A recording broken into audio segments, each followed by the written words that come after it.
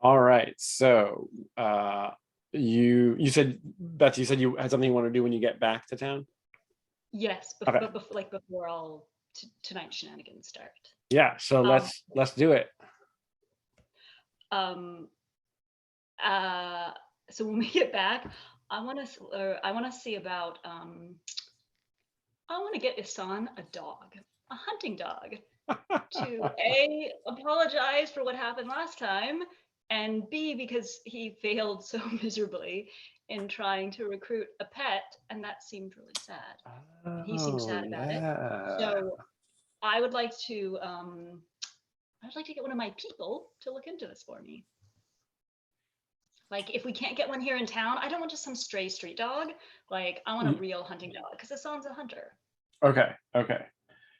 Like the kind of hunting dog that like a noble would have, or the kind of hunting dog that just like a kind of person, like a hunter, like a working class hunter would have? I want the best hunting dog. Well, the best hunting dog is going to run you, the best hunting dog you can find.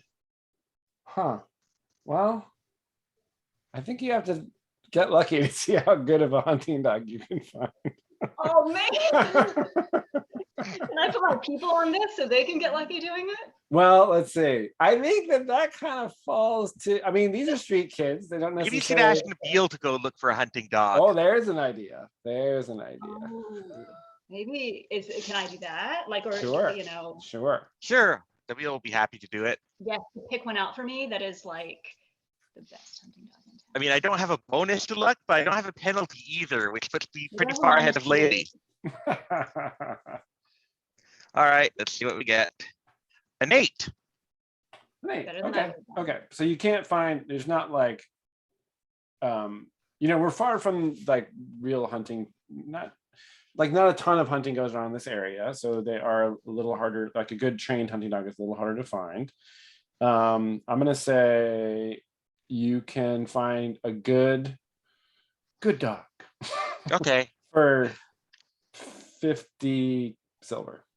All right, Laylee, I found a dog for you. It's a good dog. It's not as good as Moontooth, but it's still a good dog. Is it nice? Like, yes. Is it friendly? It's friendly and it's a good hunter. They want 50 silver for it. Is that it? Oh, okay. I'll give you the money and just go and bring it back here. And ask if it has a name. Oh, can I haggle with them at all? Sure. Yeah, you can totally do that. That's charisma, right? Nabil's gonna go look all adorable at them. Go for it. That's an 11. Yeah. I'm gonna hire Nabil for me next. I think Nabil manages to get it for 40 silver. All right. I give Laylee her 10 silver back. Ooh, Nabil's honest also. Well, I don't think Zemdrak would appreciate him cheating Laylee. And Beth, Zemdrak is always watching. Will you roll, Beth? Will you roll? Do you have any percentile dice around? Do you have a D100 around? I do. Yes. Let me just grab some here. There's one, and there's another. Okay. Will you roll? Yeah, roll that. How much you got? 64. And again. 23. One more time. And that is a 62. Okay. Whoa, okay. So your dog, this dog. I'm gonna look up a word in Arabic to name this dog. Because it comes with a name. You didn't get a puppy, you got a trained dog. That's exactly what I'm looking for. I didn't realize that Cujo was actually Arabic. Oh no, is that what I've gotten? Dog's name is Rama. Rahma. Rama the dog. He is extremely well behaved. Like almost like once he's like handed over to Nabil, and like the owner essentially like makes it clear to the dog has a new owner, and the dog just completely like adapts, and is clearly quite smart. And when Nabil shows up with it, it's just like, sort of it moves with sort of precision and grace, I would say. Right. It's very alert, and it's very it's pretty different. I guess Nabil Rises is pretty different than Moontooth in terms of its attitude, right? Moontooth is a real kind of wild animal, even though it learned how to like relate to Nabil. Rama, I understand. Moontooth is much better, but this is still an okay dog. right? Yeah, so you got that. Much better dog than Moontooth, because it's a dog, not a wolf.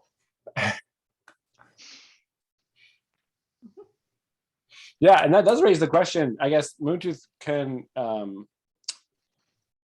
Right. What did we say last time? That he would. He would not come into the city. He stays Okay. out in the wilds. Okay. Nabil, I think, goes out and visits him occasionally. Okay. He won't come into the city with Nabil until I get the close companion move. Okay, great. Yeah. He's Moontooth is totally, and Moontooth's even like not comfortable around your companions, right? It's like you that Moontooth is connected to. So yeah, he's staying outside of town. If your wolf eats my dog, I'm gonna be pissed.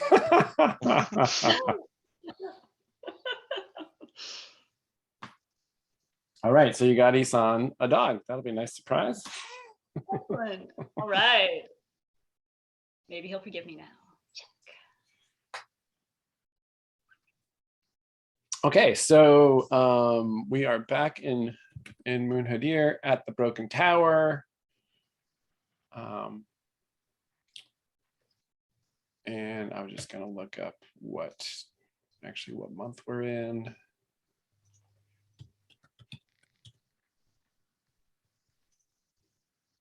We were Birdsong, I think. Yeah, and well, now it's Thunder Call. You guys, that last mission you went on was 2.5 weeks long. Oh wow. It was very, very long. So our colleague may have been enslaved by the little Alifrond for like weeks by the time we actually get back. Oh yeah, right. Who knows what's going on with that? That's not quite resolved, but yeah. So it's the first week of Thunder Call, which is early summer, has come to a close. So now it's like the 8th. I guess we'd better go check to see if the merchant's been whacked yet. Oh, whoops. I guess we should have. I'm sorry, Kevin, I missed that. We should go check to see if that merchant's been killed yet.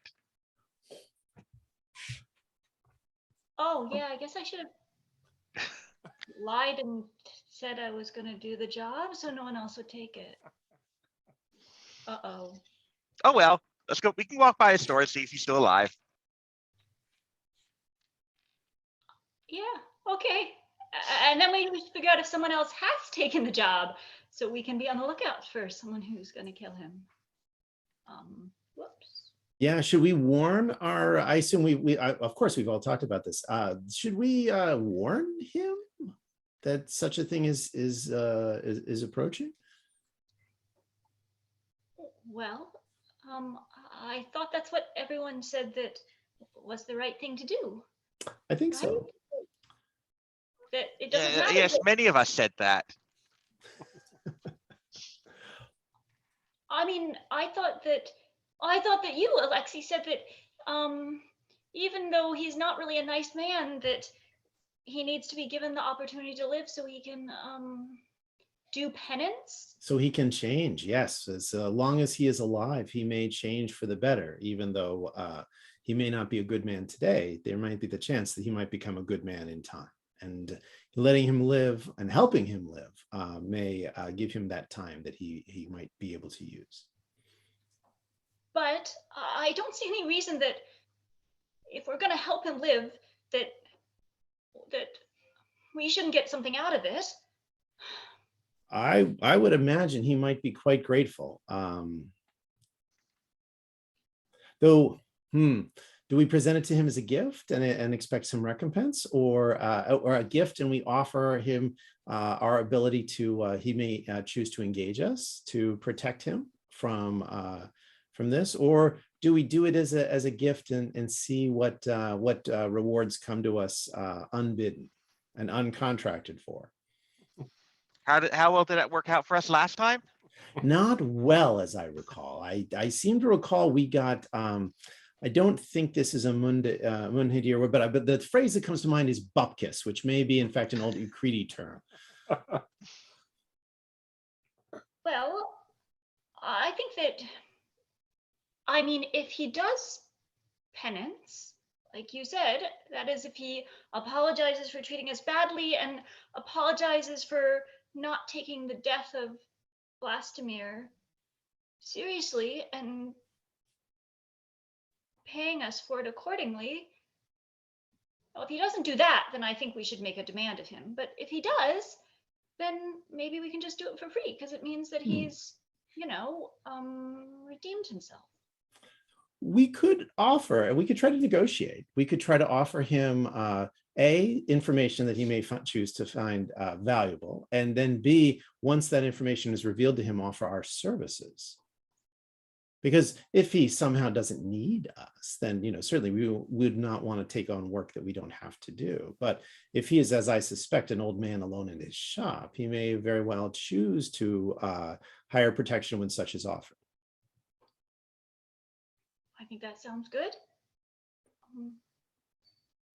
Before we go too, I think we should make sure that no one actually, like Nabil says, takes the job to kill him while we're talking to him and stuff like that. So can I send one of my street kids to just like watch Hakima at Beggar's Bench and see if anyone comes to her looking for that job? That makes sense. I'm sure someone has taken the job by now. It was very lucrative. Well, we might not have, and this way we can at least kind of try to see if someone takes it between now and then, or maybe get some gossip. That's what I have people for. Yeah, so we'll say that you sort of set them to that task before you left on your expedition. And so when you get back, the kids report that Hakima, as far as they can tell, from like overhearing conversations, there's like a kid on the roof while Hakima's meeting with somebody. There's they're spying in that whole neighborhood. Actually, I'm gonna have you roll the financiers for this to see how good your network is here. Okay. So they're doing it for you, and I think for this kind of task, this is in the wheelhouse of the kid, so you get +1 to this roll. All right. Come on, kids, don't fail me. Ooh, they were not very good. That's a 5. Okay.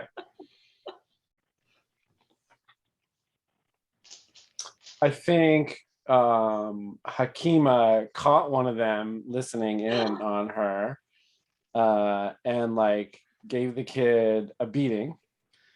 Oh, and no. and now the kids hate her, and they they're like not like a super severe beating, but caught the kid enough to like give them a couple whacks and scare them off. And then Hakima changed her meeting place, and so they don't know where she's meeting with people now. Oh no. Well, that's not good at all. Okay. Huh. Well, I guess we just gotta hope that no one's taken the job and no one's after the guy.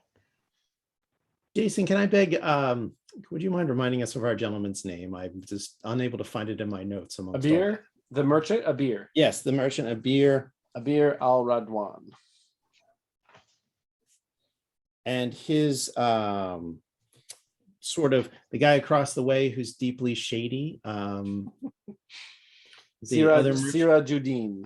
Sirajuddin. Yeah, so here's Fortune's Gate. This is the square of the golden one. And their shops are opposite each other. Here's Abir. Yes. And here's Sirajuddin.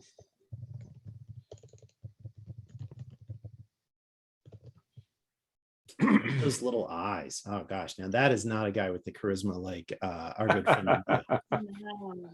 He's like the anti-Nabil. Well, let's go talk to him. Hope Yeah, he's still let's alive. any other intelligence? Oh, I guess we're not going to go directly back to the because our tower is sort of Schrodinger's tower based on what's happened with our colleague attempting to identify that magic item. So I think when you guys get back, there's nobody there. And ooh, I mean, enough time's gone by where like whatever is going to happen between them, we can But- resolve that, and it'll just have happened like a week ago, gotcha.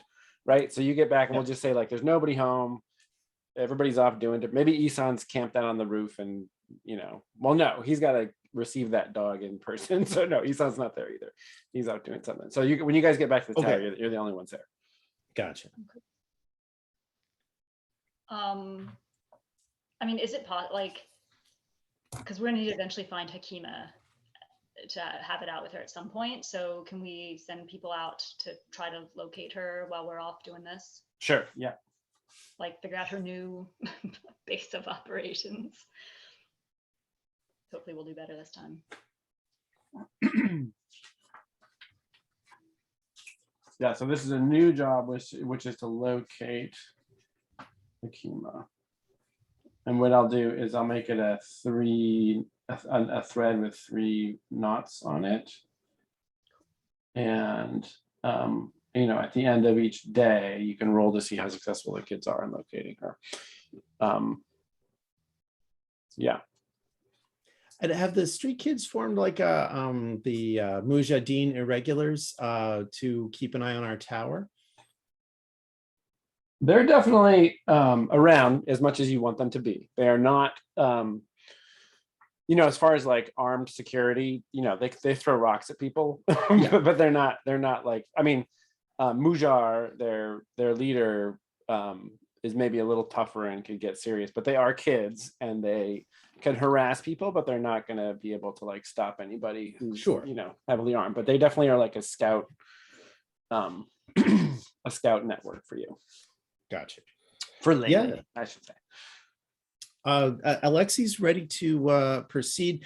Jason, since Alexi is now a level 4 cleric, level 1 magic user with 2 spells, he has chosen 1 to prepare, which, if I'm understanding the magic rules correctly, but then that's going to be like an improvisational casting. Like power gets used in the same in a different way that faith does. There's a whole matrix of effects. So yeah, so that'll be interesting. Also, my dear colleagues, I have to warn, Alexi is, my dear colleagues, as I'm exploring this new vocation with the blessing of Zemdrak, I must say, while Zemdrak's power is great, my concentration this is very challenging for me. And I strongly suspect that my first few attempts, maybe even many attempts, may end with unintended consequences. So if you would be so kind as to indulge me and keep an eye on me if something goes terribly wrong. Oh, of course, that's what friends do. They have your back. Persevere, teacher. I am deeply grateful to both of you. So shall we try to go to Abir's shop? Let's hope he's still alive. Going out of business sale. Kevin, what is Alexi's These prices won't survive. Alexi's what's Sorry. Alexi's intelligence modifier? -1. His intelligence modifier is -1. Look, we were not planning this career change. The Well of Zemdrak moves in mysterious ways. That just makes me, I have to make an edit to the playbook where I say minimum 1 on there because Yeah, I assumed minimum 1 yeah, because yeah, the that's amount great. of spells and I believe also the power are both level plus int modifier, which would have been 0 at this point. Great, that's good to know. Excellent, I'll change that. Yeah, so you can have 1 spell at a time. And what spell have you chosen? Or you can surprise us with whatever spell you memorize. That's fine. Oh, I think it's going to be a surprise no matter what. All right. So you guys are heading over. In the rules, the wonderful thing is to get credit for your your level, your class ability, it's I love the wording you've chosen, which is solve a problem with magic or cause a problem with magic. And I think they are, well, causing a problem with magic is slightly more likely if I'm understanding the probability correctly. But who knows? What Zandrak wills, we'll find out. Because it's just a slow ramp up. It's just like a one little step at a time. That's right. And maybe I didn't choose the spell that might have fatal consequences if I blow the roll. Yeah, right. That's all relative to the power you invest. So if you don't invest a lot of power, then the consequences aren't going to be terrible. As a reminder, the two spells, one spell was Inescapable Venom, which I didn't want to blow that roll. yeah, right. That's not a So good maybe one. at power level 1, you just get like bad cholesterol and unstable chest pains. I mean, that could be.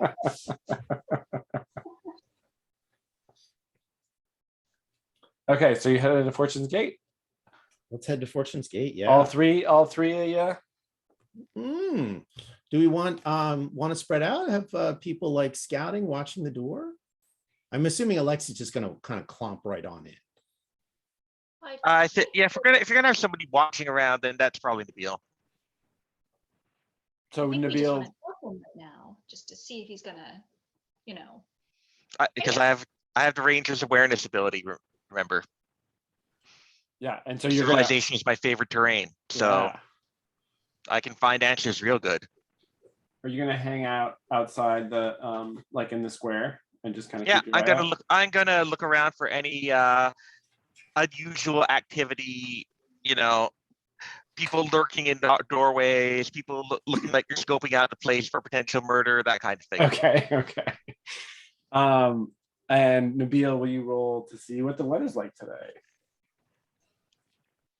I rolled a 4. Okay.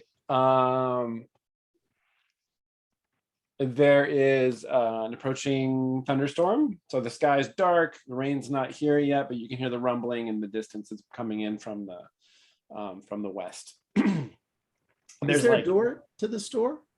There is a door, yes. An actual door. Can it work out that, you know, the lights kind of go dim as Alexi enters and closes the door behind him, that there's like a little dramatic moment where the booma is like highlighted against the gathering storm clouds? Sure. Is Laylee going in too? of course. Okay, so Alexi first and then Laylee behind. So you guys open the door and enter. Nabil, out in the square, it's kind of seems like a normal day. You know, it's the storms are imminent, so like some shops are like, you know, pulling down their awnings and closing shutters. There is kind of a wind blowing through the gate, and leaves are getting kind of tossed around on the stones there. There's always a crowd of beggars in Fortune's Gate, because when people head out to the west, they make an offering to the Golden One, who is Shak Shurun, who is, among other things, a god of good fortune and travelers, patron of travelers. So at the limestone fountain on one of the walls there, people water their horses and get ready for trips west, and then as a kind of token gesture towards the Golden One, they'll toss a silver coin to the beggars, and then the beggars kind of chase after it. So this is a very common kind of occurrence here, and that's just something you're observing right now. All right. Does anyone seem to notice or react to unusually to Laylee going in? Ooh.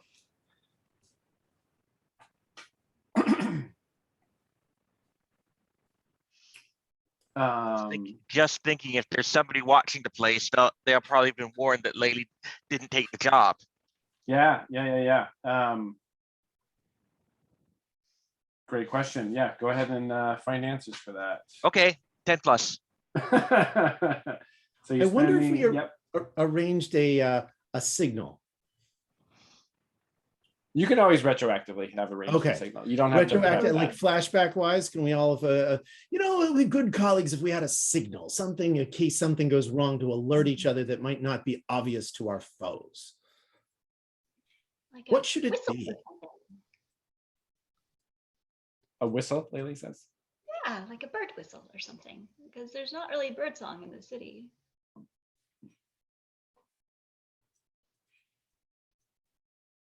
I love it. Bird song. Nabil, can you whistle? Do you know how to whistle, Nabil? Oh, yes, dear teacher. Can you imitate the songs of the birds?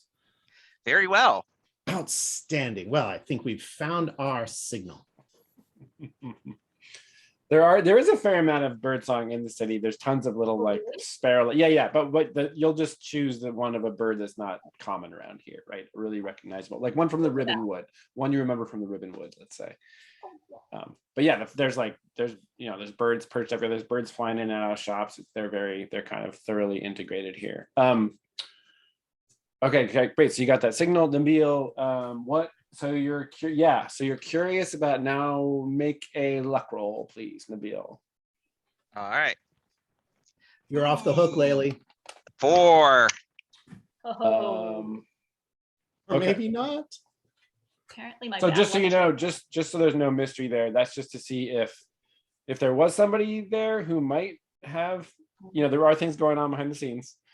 And that was just to see if Nabil, if you're lucky enough to be there at a time when there might be somebody doing what you were curious about. So you do not notice anybody behaving unusually. And it's the kind of thing I imagine where Nabil just like fades into the woodwork and is just totally, there's like shots of him looking and sniffing, and then there's reverse angles on different details in the square. He's picking up all these, the silver coin goes and the beggars go and grab it, and he's picking up all those details, and nothing really stands out. It's unusual. No sign that anybody's actually watching the place. That's right.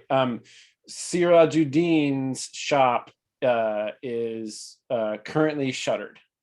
So when you guys got there, this is Abir's rival.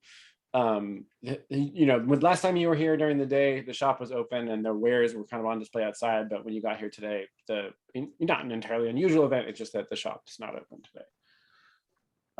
Okay, so Nabil does not notice anything out of sorts.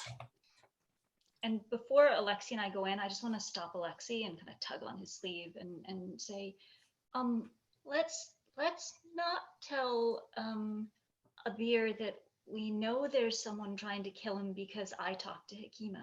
Okay? Oh, we'll keep I know that what- to ourselves. Yeah. The Earth keeps many secrets, and it can be years later before they finally surface. So that is certainly consistent with the will of Zemdrak. I appreciate it. I don't want it getting around that I broke a promise. The earth We keeps haven't many told- secrets. What a wise saying. A wise saying indeed. Okay, let's go. Okay. Let us go in, and we'll time our entrance, or we may not do it deliberately, but of course, a little thunder lightning in the background as the little bell rings, and then we come in and close the door and hopefully approach Abir al-Radwan. Yeah, there's no lightning yet, but there's that rumbling in the Rumbling distance. thunder, And ominous there's storm cloud. the wind outside is, there's some like wind chimes or something that are making sound, and like stuff's kind of flapping around out there. And you do time it such that like there's like some dim sunlight kind of hitting the square, and then like a dark cloud passes over it, and the square grows darker, and you open the door, and the silhouetted Buma enters. And Abir, there's no one else in the shop. There's no customers or anything like that. Abir is polishing a sort of oversized copper. It's like a big, it's like the kind of oil lamp they might have in a temple. It's like a really good sized Arabian style oil lamp, and he's polishing it there. And as a reminder, Alexi was attempting to cultivate Abir, or at least to try to cultivate a relationship with Abir that we did on the Discord. So there was a little speechifying with Abir saying that, he doesn't give good prices. The prices are out of his control. It's the market, and he's just fair. That's right. So there's a little relationship. So Alexi will greets Abir, honored al-Radwan. Might we speak with you for a brief moment of a matter of some importance? Translator Alexi and Laylee, my dear, it is so good to see you. What brings you back to my shop? It has been some time.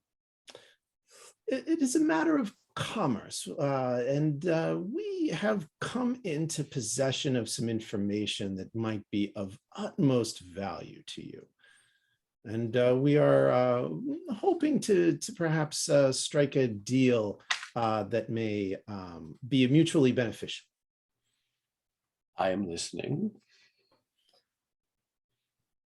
I trust that you are a fair merchant and therefore would be able to set an accurate price on this information. So I will share it with you with the understanding that if it were to be quite valuable to you, that there would be an appropriate recompense. Is that a fair understanding?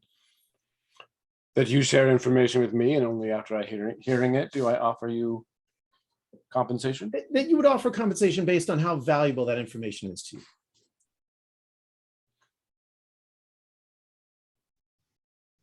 I'm interested in this venture. Let me think on it a moment. Is this information verifiable? Yes, though by the time it would be verified, it might be less valuable to you.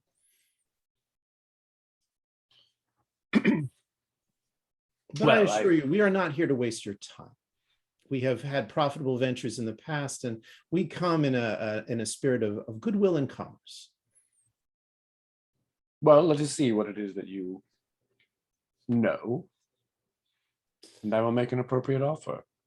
My colleague is keeping an eye on the door so we won't be disturbed. I guess no other way to say this, but honored Al-Radwan, it seems that you have acquired some enemies in this town of whose origin I don't fully understand, but there is an immediate plot afoot to have you murdered. Murder, you say? A contract of murder has been placed in certain markets, and you were identified as the target for, I might say, a rather impressive sum. And I wish to assure you that this is not a preamble to us carrying out such a contract. Obviously, you know us a little bit, that this is not the sort of work that we would engage in. I do not know you well enough to say for sure that that might be the case. However, our previous exchange was above board and fair.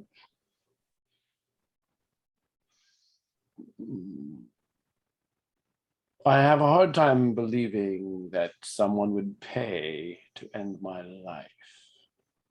Well, and this is the challenge we face, because by the time that was verified, your life would be ended, and then its value to you would have ceased to have been helpful. Well, what good is this information to me now?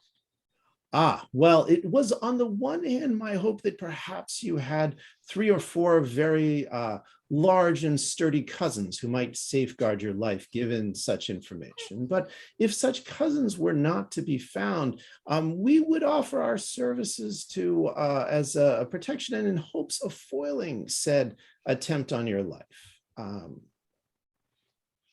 Do you know where and when this attempt might occur? We have not yet been able to glean that, but we would look to both investigate and then also ensure your continued survival, because an honest merchant in Munhadir is the rarest of things. And while you may not have fully trusted us in our interactions, we feel that we can trust you.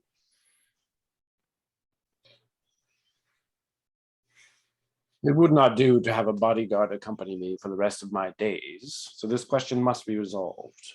As to the question of fair merchants in Munhadir, one need merely visit the truth market to find such a peddler. Which may beg the question as to why my business lies here. Well, it is. Oh, sorry. Oh.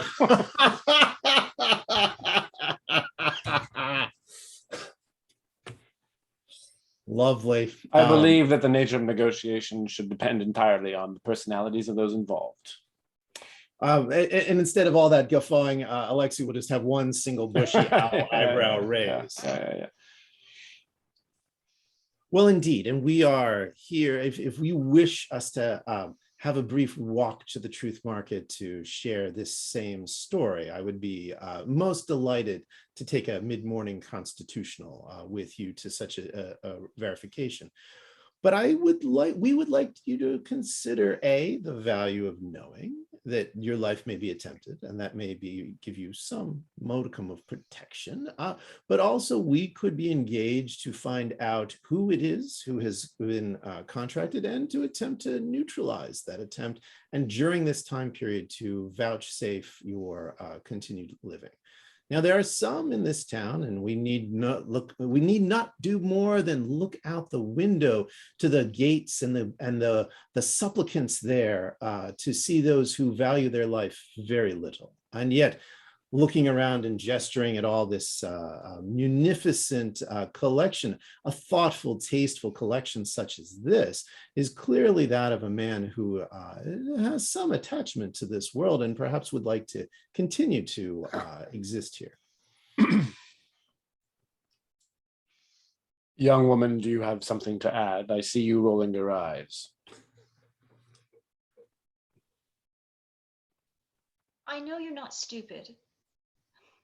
I mean, if you were, you wouldn't be here and you wouldn't be so successful. So you must know that you've made enemies along the way, and you must know that people are looking to kill you. And if you even have one ear on the streets, you know that that's the fact, and you know that prices are good. So if you're sitting here and trying to bargain with us or make noises about us lying or something like that, well, then you're either stalling, or you don't care if you're going to die, or I misjudged you and you are stupid. So which is it? My dear, I'm merely gathering information. I must understand the circumstances you present to me before I commit any silver. My colleague Laley, of course, you know, a man can be saved from many things, but he cannot be saved from himself. Look, do you remember when we were here last? Yes.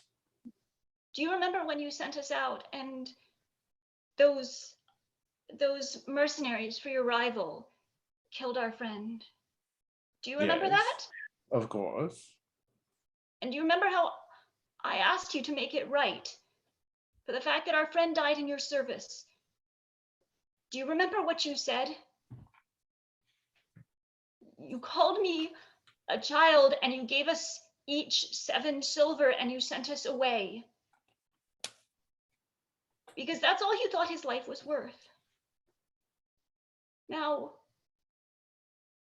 I want to believe that you think your life is worth more than 7 silver a person. Is that right? Is that right? I think you misapprehend our previous interaction, my dear, but I am not here to convince you otherwise. I will only say that you took the physical risk of that task at hand, and I believe you reap the rewards. Your poor boomer friend, may he rest in the skies, rest above the clouds, knew, I'm sure, what might happen. It is not my job to pay the life price of every fortune hunter that leaves through the gate, who might bring back a broken pot for me. This is not my job at all.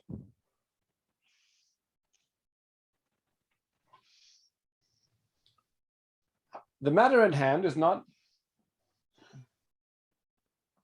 Before we proceed further on this matter, I must know where this information came from. From whom did you learn it? I heard it on the streets. I listen to things and I hear things, that's all. But I can assure you that it's good. So people on the street are exchanging gossip to the effect that Abir al-Wadwan will be found dead in an alley one night. Not just people on the streets. This is not just some drunks or or beggars talking. Please elaborate. Before I can settle on a price, you must tell me where you learned this information. There are people who broker in information, who act as go-betweens. You know that. For people There who are. need I know of people's money. 3. Which is it? Who was it? I don't know. All I know is that people overheard something. My people listening. That's all. But I believe them, and it's good information. And there's a price attached. They're asking for, I don't know, I think it was 300, 200, 300 silver. 250? 250 going once? I'm gonna say 300. Nabil, you know. Feels outside. They're asking for 300 silver. Was that really the price? I'm I saying think that it was 250 or 300. Yeah, It something was high like that. way more. And That was Nabil correctly pointed out that was like a lot more than the going rate for a murder in the player's handout. Yeah. No, I Yes. remember it was more than, I'm just trying to remember the exact figure here. So Hakima, Oh.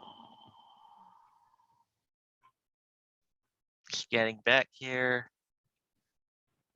Jesus. 200 kate. 200, thank you. Yeah, I didn't think it was 300. Okay. Shit. I say 200. Because that would clearly be too much.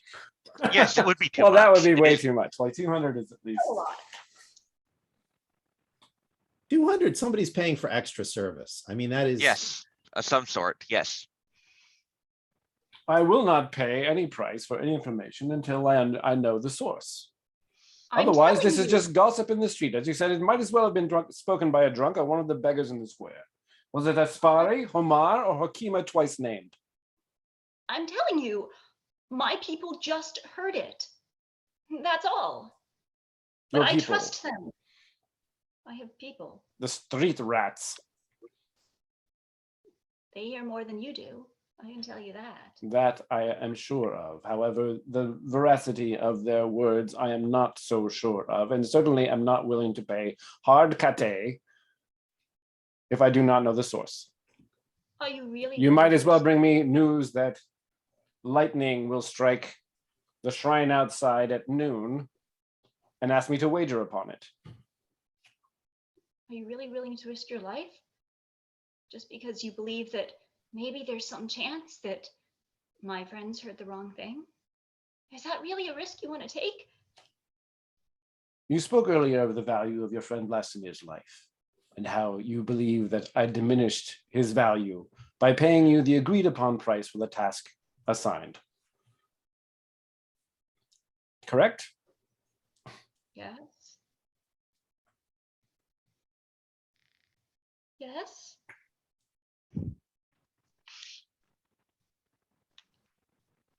I mean, given that the price apparently on your life is 200 kate, I would think that, well, maybe that would be the price that you'd be willing to pay to ensure that that task doesn't happen.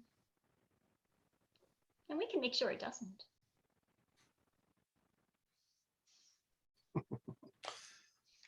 You are no different than the Spears of Rabu, who collect their protection money on a weekly basis to keep people from stealing from our shops and breaking our wares. Oh, my dear colleague, a dear Mr. Honored Al-Radwan.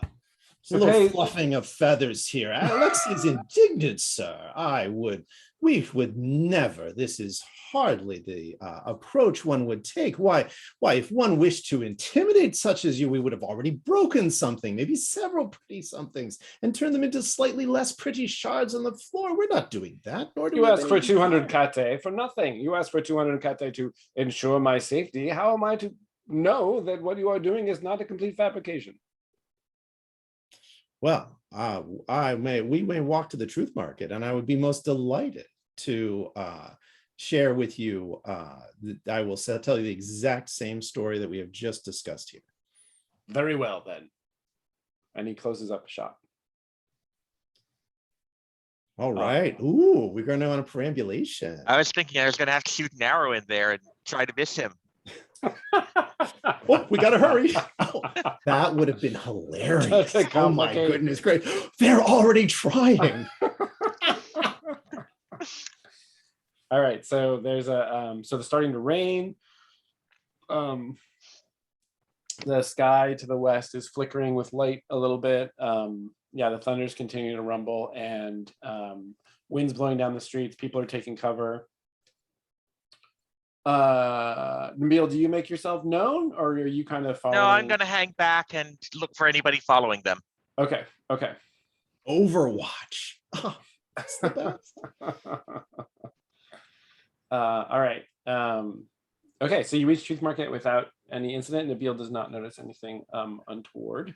Alexi's trying to keep up a patter of just, chit chat and, discussing the wares, the prices of things in, the recent reflowing of iron from Dimir, and how we were the ones who solved the problem of the Black Devils of Dimir that everyone thought was unsolvable. And yet we were the ones who were able to do that. And he need but talk to any of his colleagues from who may do business in Dimir to know that the name of translator Alexi and his colleagues is a good name there, and that our service was honorably done and honestly rendered.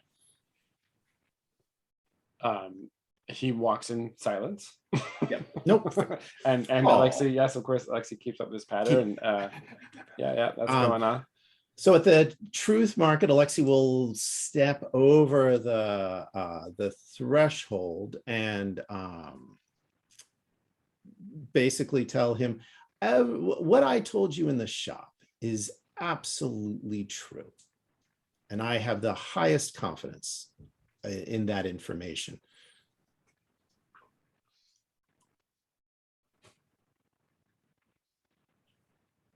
How can you speak in absolutes when you have heard this information secondhand? Or perhaps third hand? I trust the source of the information with my life. And who is the source? We have not yet entered into a contract, and I will not give that information. And Okay. just as we must trust in the spring, and here we are in the late summer, that the rains will fall on these beautiful, on the fields. So there must be some trust between us if we are to work together. And it may be that you feel you cannot trust anyone, in which case we will mourn your passing when it happens. And I'm still, and Alexi's still standing in the Truth Market, in the Truth Zone. So he's saying that, which is, I think, is a legit feeling for Alexi.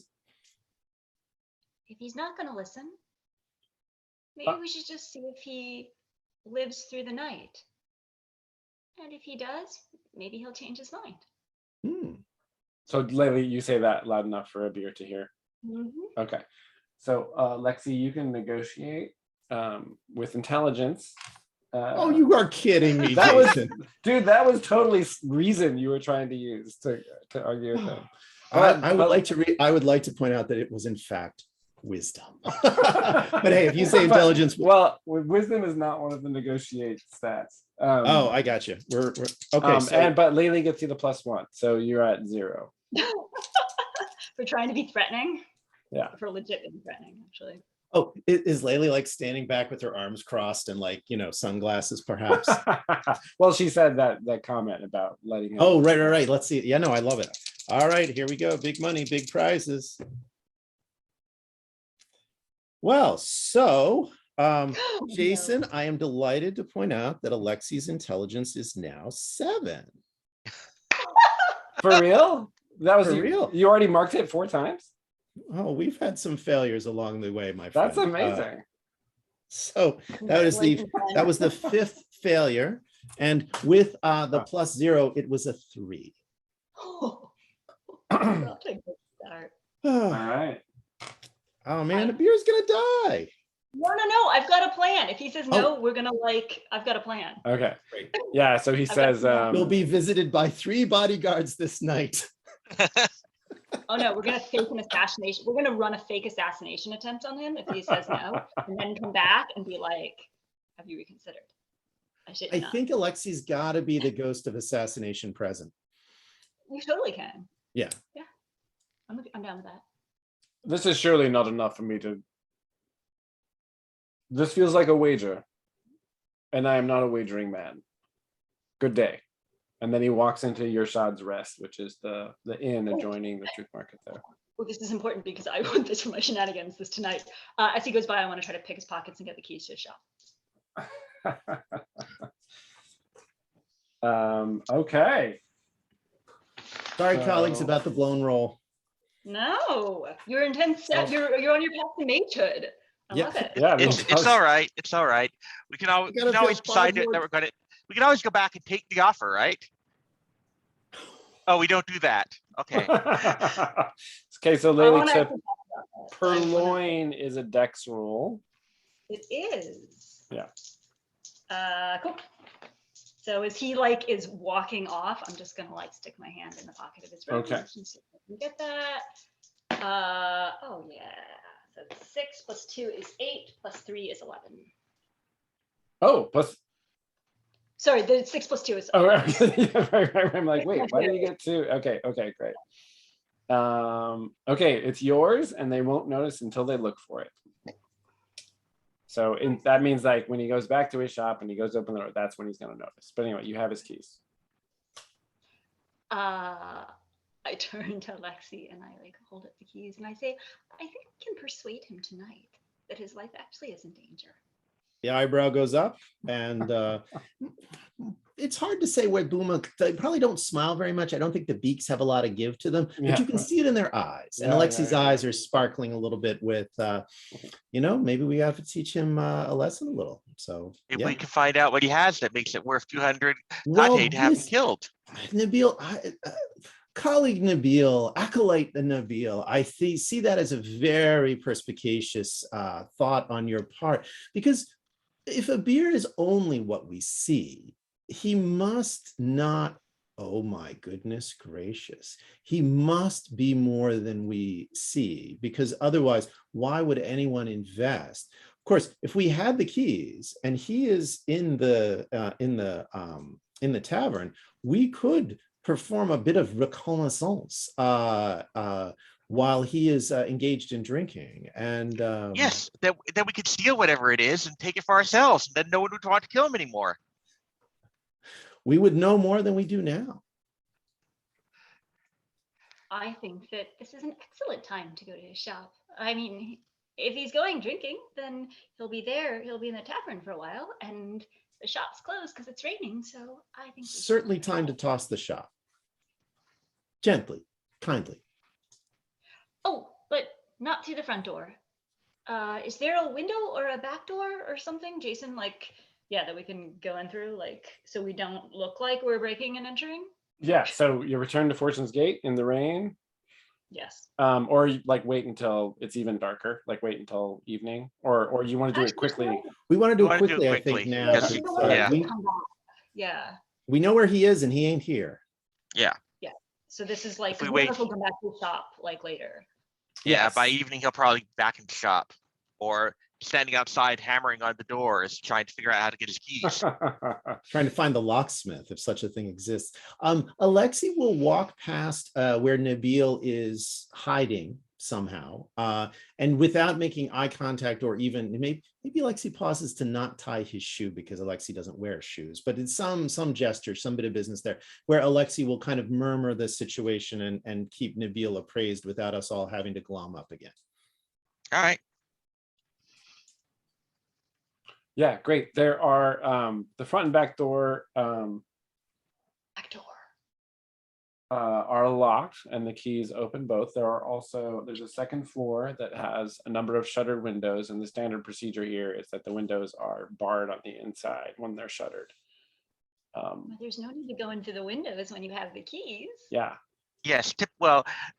I mean, standard practice would be for one of us to stay outside and two of us to go inside and, toss the place. And one person stand outside to observe in case, there's any trouble coming. Well, Alexi will volunteer to stay outside. I realize Nabil will be incredibly skilled for that job. And if Nabil feels that he should be doing that, it'd be delightful. But Alexi can loiter outside the shop and look forlorn as if he's waiting for him to come back and just have one last word that he will have very loudly to give a little heads up. All right. Does that feel appropriate, colleagues? Or Yep. Yep, beautiful. Thief and ranger breaking in, burgling. Not breaking. They have to Right. Yes. Yeah. So Just entering. Back door. Back door. Okay. So there's a passage between so the town's full of, those kinds of alleys where there's like an archway and there's actually structure above it, right? There's all these little nooks and crannies and things like that. So to get behind the shop, right adjoining it is an alleyway that's like that, a little narrow archway. The two you pass through and into the now there's water running down the middle of the street back there, like ankle high water basically, so it's pretty wet. Water's running out off the rooftops in showers all along the street, and taking a look around, make sure nobody's keep an eye on you. It looks, when the coast is clear, key goes in the lock and you open the door. Both of you slip inside, pull it shut behind you, and the sound of the rain becomes muffled. And you're inside this totally pitch black building. So I don't think that, let's look around and don't disturb anything yet. And then just in case, right? In case we just want to get out of here without him knowing we're here. All right.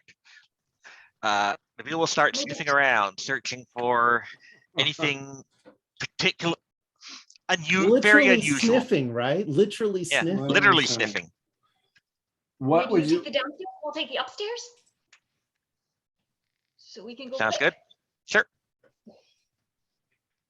Okay, and what is Nabil? What would be unusual for Nabil? Like what's this is a shop full of all kinds of random stuff. So what would be?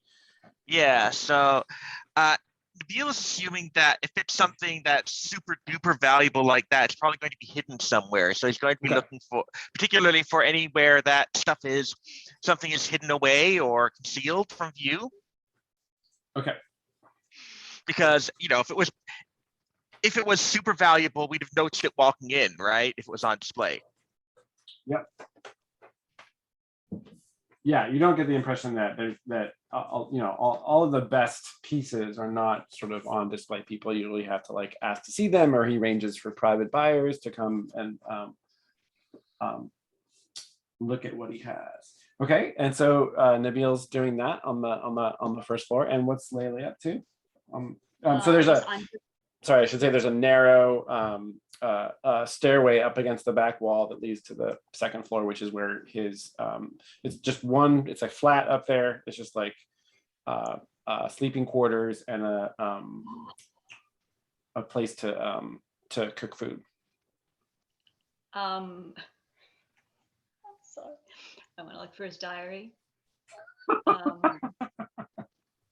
I'm not kidding. Looking for that. Also looking for little things that hidden, to see if a little safe or a little chest, to see if are there little to see if a hidden drawer or something, anything that might be something that he's trying to hide, right? Something to suggest that he has something. I'm looking for something valuable that maybe is the reason people want to kill him. Yep. So that's what both of you guys are doing, looking for where he might have stuff secreted away. Yes. Okay.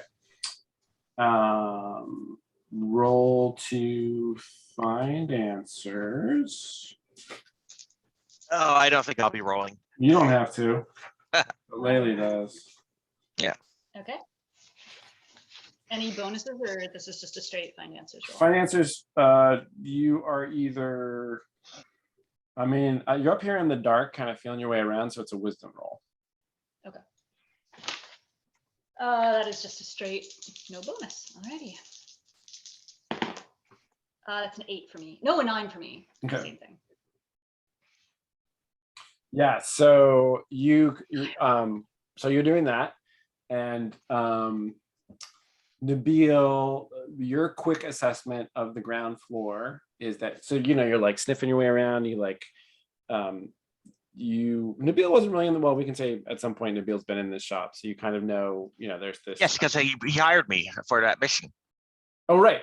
Sorry. So yes, I have been in here before. Forgot about the second stage of that mission there. Your quick assessment is that, so at the back of the shop, most of one wall is taken up by a kind of cabinet that has like wooden lattice work, and it's got a lock on it, which is one of the keys on the set of keys that Laylee took clearly fits the lock on this cabinet. And that's where on this whole first floor, Nabil, you quickly, you look at all the places you already suspected stuff might be hidden. You find a strong box where he must keep his cash. But this locked cabinet, which, during the daylight, when you look into this cabinet, you can see through the lattice work various kind of, there's like a golden plate on a shelf, and there's various kind of things in there. But your assessment of the first floor is that's where all the most valuable stuff is kept, on that first floor. Laylee, All right. Upstairs, Laylee, you can find out more, but you're going to have to do it in the light. You're going to have to get some light to figure out more. Yeah, I mean, I'm going to count on the fact that the shutters are closed, and that not too much is going to seep through because it's not the black of night outside. So I'll light if there's a lamp in here, a little oil lamp or something. Yeah. There's an oil lamp. Okay, so you're going to light lamp. And as far as the journal goes, roll to get lucky. Oh, fuck. Oh, come on, guys. Like, I don't care about any other role in this game. I just want this one to work. All I want.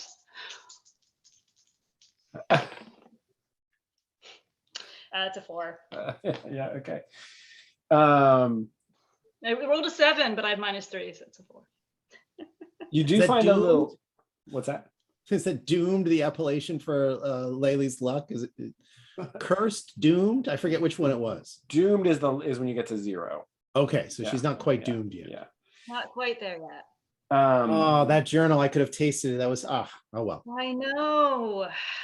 All you find in terms of written material is a codex, folded up like an accordion, like some parchment that's folded up like an accordion, where in tiny script he's been just tracking. It's like a ledger essentially, right? So you find that,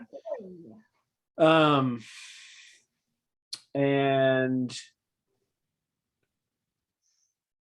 with the oil lamp, you can see that up in the rafters, so you quickly put together that there's a little step ladder in one corner of the room, and then in an opposite corner of the room, up in the rafters, there is like a space in the wall, there's a place where the wall, there's like a impression in the wall, which is in shadow in the oil lamp, but you quickly put one and one together and realize that the only function of this little step ladder must be to get up into that space. So you haul that over, and at that point, Nabil, were you going to come upstairs? Yes, I come upstairs and tell her that I found the place where it keeps the valuable stuff, but I need you have the key. Also, I found your strong box.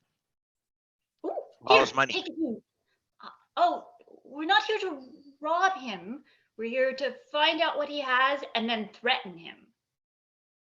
So you can trash the place and leave threatening notes, but robbery seems it's a little over the top for this. Very well. So you've Here, got the take the key. I take the key. The key to the cabinet. Yes. Okay, so you do that. Layla, you got the oil lamp, you got the step ladder, and Alexi, you see a beer coming up the street. So there's a long approach to the square. It actually is like a slightly down slope back towards Truth Market. And you see he's got that distinctive pointy hat.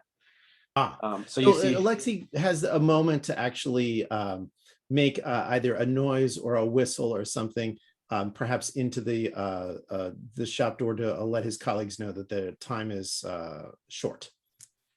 So the shop door is closed and locked on your end. But just we will have arranged for a knock, a special Zemdrakian knock, Okay, maybe okay, great. 4 wraps, 1 for each of the seasons. Yeah, okay. Great. So you guys, Nabil just come back downstairs with the key to the cabinet, and there's the signal knock from Alexei. All right. And what does Nabil do? So Nabil is going to head for he sort of takes a moment, heads for the exit. That's like, Laylee, Where are you going? he's here. We're not done here yet. Fine, I opened the cabinet. Okay. Just be quick about it. And then give me the keys so I can put them back in his pocket. I'm going to try to drop them into his pocket from the upper window. So you're shouting that you're trying to drop it into his pocket from the wow. Okay. So you sort of in a loud whisper shout that down the steps, and then are you continuing to get up into the rafters? Yeah, I'm not even bothered with the ladder because that involves moving shit. I'm just gonna Right. jump. You're right. You got the acrobat. Yeah, moves. Okay. Nabil is keeping his ears tuned out the door, and if it actually opens, he's got a bolt for the exit. Okay. Nabil, you find the key, no problem. Open up the lock, open up the cabinet, and you're looking at a variety of the pricier antique items in there. Yes, Alexei? Alexei's actually having delivered the wrap of warning, the 4 knocks of the 4 seasons. Alexei's actually going to walk towards a beer, and as he gets close, a beer, is that you? Honored Al Radwan. I'm so glad I was able to find you. I would just wanted to be sure you were still all right. Whenever he gets there, right? I mean, I know he's at a distance, but that'll be Alexei's plan in the background while the shenanigans are happening in the shop. You are certainly desperate for those 200 silver coins to be waiting out here in the rain. Upstairs, Alexei, Laylee, makes a parkour leap to pull herself up onto the beam. There's just an area where the wall kind of is set back a couple inches, and at the bottom of that setback there is what looks like a natural crack in the plaster, and you reach back in there and you feel an object. Diary? And and you pull out a rectangular wooden case about a foot, about 18 inches long. This is all lit by the oil lamp, which is below you. So all you can do is you feel it, and it's quite dark. So you feel it, and now you're holding this rectangular lidded case. How big is it? It's about 18 inches long. Oh, it's quite large. Can I if it's not locked, can I just flip it open? I want to just kind of see what's in it because I'm suspect it's too big to take. Yeah, so you flip it open, and we cut back to Nabil, who has kind of assessed that there's 8 or 10 nice antiques of various, some of actual Aljat make, so some real old things, and they just appear to be. Does any of it look especially of interest above and beyond what you would expect of artifacts? Like above and beyond in terms of magical-ish. I don't know. He's not storing any magic items on his in his display cabinet. No, it's just but I mean, you could try to make a call as to what you think might be the most valuable thing just in terms of raw currency. Sure, Nabil will guess, but just to have an idea. But I'm figuring it's got to be something exceptional, not just a random oh, here's something nice. Anyway, I got a 7, and that's plus. Is that plus anything? It's not going to move it out 7 to 9 anyway, unless it's, you Okay, know, okay, charisma somehow, and I doubt Okay. that. got it. So you have, there's two things that catch your eye. One is it looks like a bell with a wooden handle and like a crystal. The bell part is actually crystal, and it looks like in very, very good shape. And that it's just like a very unusual thing. And the other thing is that gold plate, which is like finely etched. The gold plate is, about a foot in diameter, so it's a pretty good size. And the bell is like a hand bell, so it's like, 6 inches tall. All right, the Bill's going to lock it up. I'm actually pretty sure that the stuff down here isn't whatever this is about anyway. Okay, So- so you go to lock the cabinet. Yeah. Alexi, how are you trying to? He's just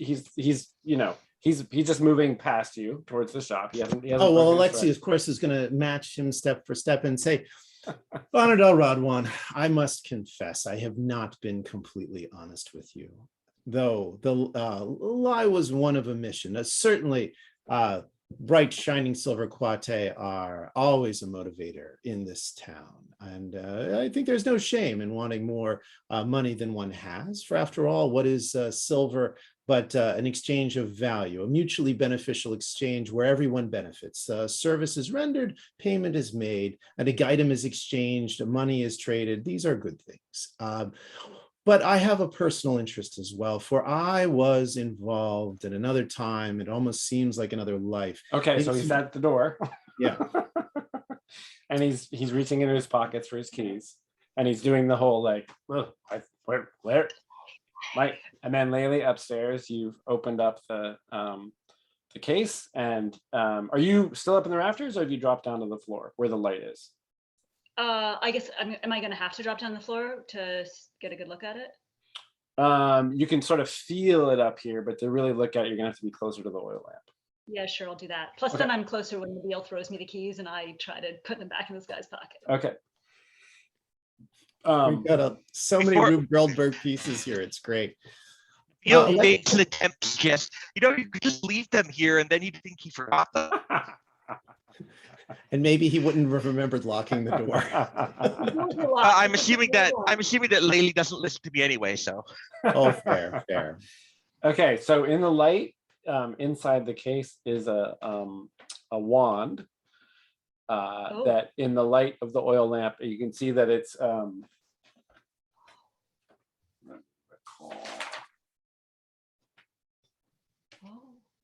is a tapered wand that appears to be made out of metal. In this light, you can't even get, well, no, you can tell that it looks like oxidized copper. So it's got that greenish tinge to the whole thing. There's parts where the copper the polished copper kind of shows through and catches the lamplight. And it is etched with like very small writing, which you can't really make out, like not in a in this light, in a hurry, you can't really tell what the words on the thing say, but the whole thing is covered in writing. Okay, like if I assume I don't have time to really do much with it because I need to drop those keys. Yeah, so he's like, where am I can't find my keys. He goes and he tries the door, and the door's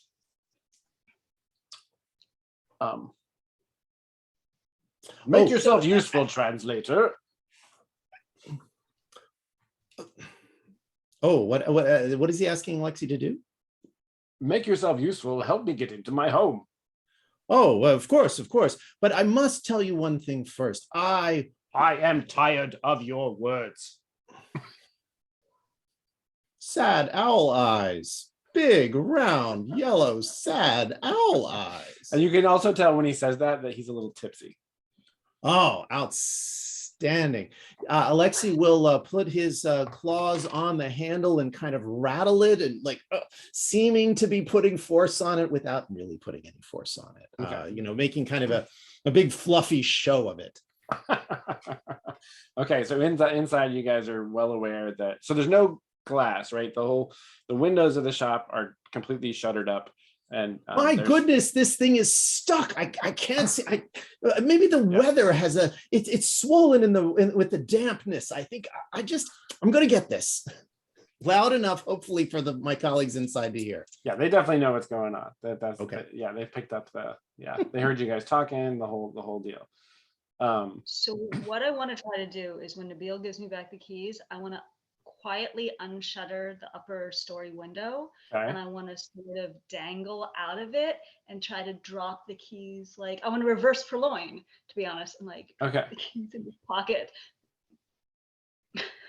So Like very Spider-Man. This is like a total Spider-Man thing. so is it then, Nabil, have you've locked the cabinet and gone back upstairs? Is that what's going on? So both of you guys are on the second floor? That's my plan. Yeah. Okay. So yes, you unlock the shutters, you hear the voices outside. Now, when you look out the window, you see that huddled over by the fountain are like 4 of those beggars, who are just like heads down. They've got like there's like a large kind of blanket draped over them all together, right? Like a wool blanket that the water's kind of pouring off, where they're kind of huddled against the wall, and they, you know, clearly what's going on in front of a beer shop is the evening's entertainment for them. So they're just kind of watching the conversation they're watching a beer try to get into his shop. So they're actually looking towards the shop when you open the shutters. If they see me, so if I notice this, if they see me, I want to go. And I want to like hold up a coin and point to it and point to them. Okay. And you're gonna, okay, now where is where's the case that you found? Have you set that down? I've left this on the desk now. Like maybe Nabil can look at it or like try to read it or something like that. Okay, While I'm doing this. Okay, so you got shutters are open. You gesture towards the beggars. There's the hubbub down below. You're climbing out the window. Nabil, what are you up to on this in the second floor there? I'm going to look at this thing Laylee has dropped in front of me and try to figure out what it is. Okay. Take an etching of the writing if you can't read it, like a rubbing.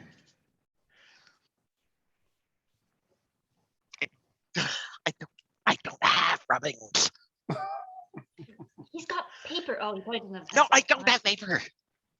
Oh, What He's is? looking at- I'm only learning how to read now. Oh, okay. Well, then Lexi's teaching me. that was my next question. look at this desk. Yeah. So this thing, it's the same. Yeah, same description as what. What Laylee saw there. So it's covered in. Maybe Nabil isn't even writing this small. Maybe isn't even writing to Nabil. Maybe it's just decoration, right? But like it's covered in these etch marks. So you have the case open and you're kind of looking at that. As far as what it does, I mean, it's like, you've heard of wands. People use them to point at things, and you've heard stories about, conjurers and magicians who use them for other things. But and you had expressed interest in trying to find something magical earlier, so perhaps this might be such a thing. So you Hey, got my that. friend, either steal it or put it back. We have to go. Oh, I don't know. It looks valuable, and it looks Let's like steal magic. it. Let's go. Okay, take it. Go out the back door and pull it closed behind you. I'll follow you. Okay. Okay. And Laylee, you're doing your. If I can get out a window, right? Yeah. So wait, you're trying to return the keys, right?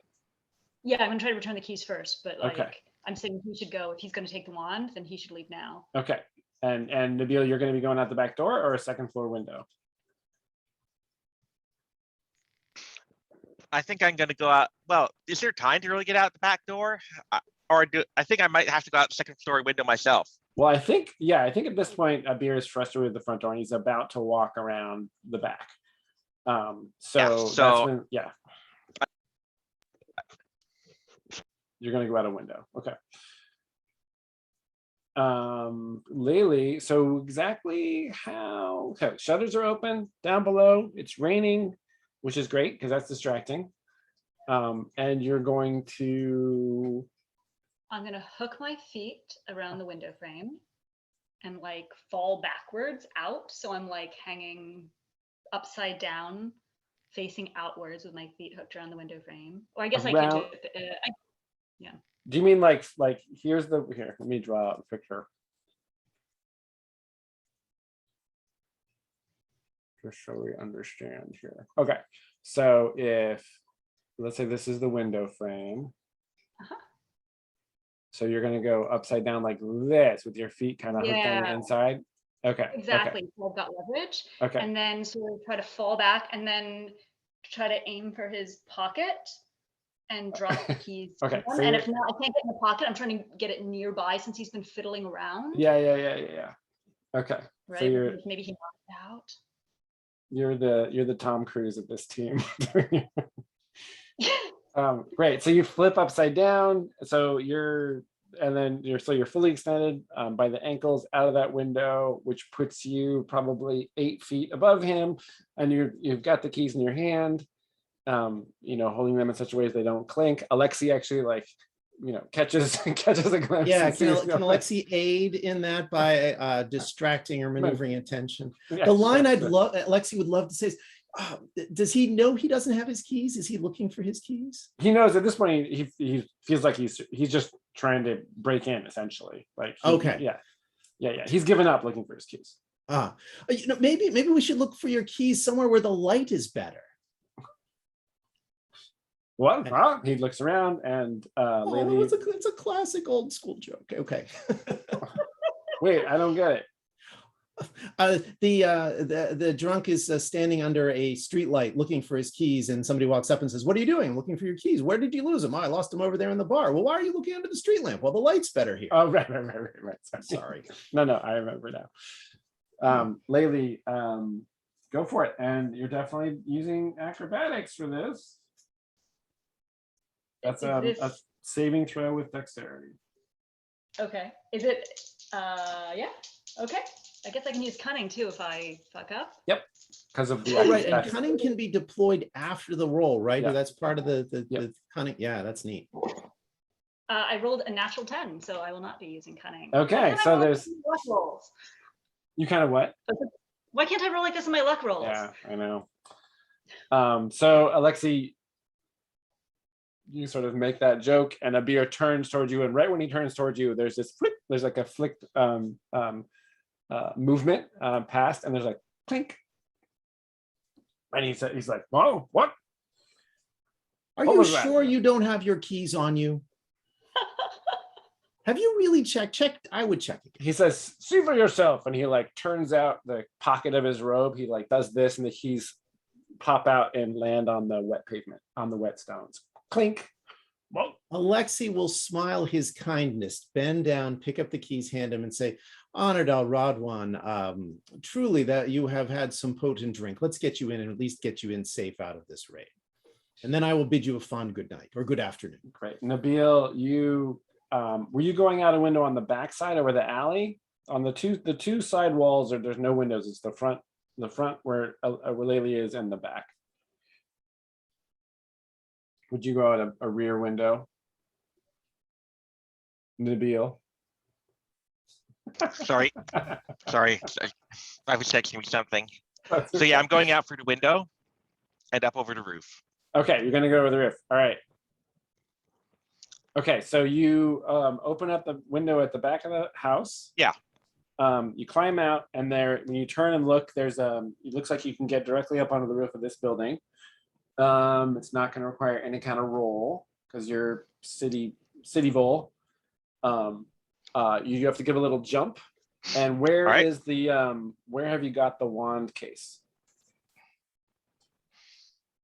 I probably shoved it in my quiver where Okay, so you got it. You got your quiver on you. You got your longbow with you? no, I probably had left it with Alexi because I normally do carry it with me. Okay.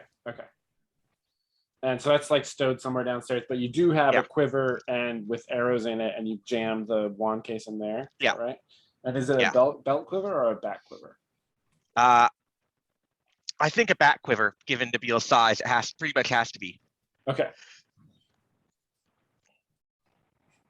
Little adorable arrows. Those are big arrows. That's the thing. Well, I know, but if you had a belt quiver, they'd be little teeny tiny, like little adorable little. You haul yourself up onto the Or wait. roof.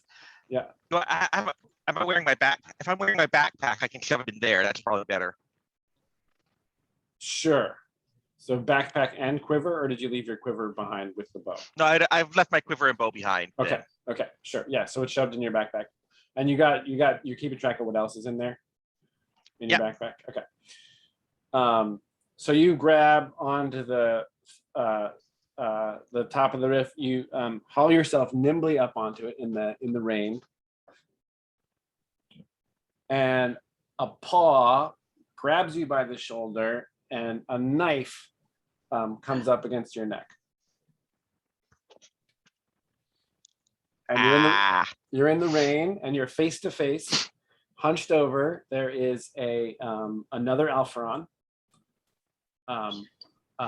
also drenched wet, wearing kind of ragged clothes, and has like a almost like a well, it's common for some people to wear these kind of instead of like a turban or a headdress, just like a cloth that covers their upper head, right?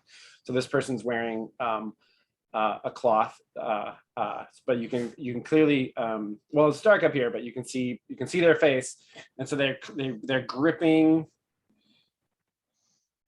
your shoulder with their claws are sort of digging into your shoulder. And they've done this to you when you're not even fully up, right? Like you still have one leg hanging over the edge. They really were trying to catch you in a really difficult position. Much stronger than me then. Well, I don't know. How strong are you? I have a 6. Alexi has made tea stronger than Nabil. I mean, stronger than you, but not like, but I mean, comparable, you don't get the impression of a physically imposing Alpharon. This okay. But you definitely get the impression of someone who would not hesitate to cut your throat.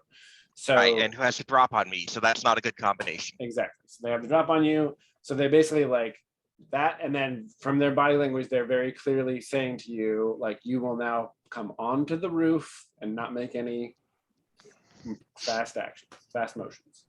Okay, well, coming onto the roof is part of my plan anyway, and we'll see about the other part. Okay. Laylee, you're back inside, having deposited the keys.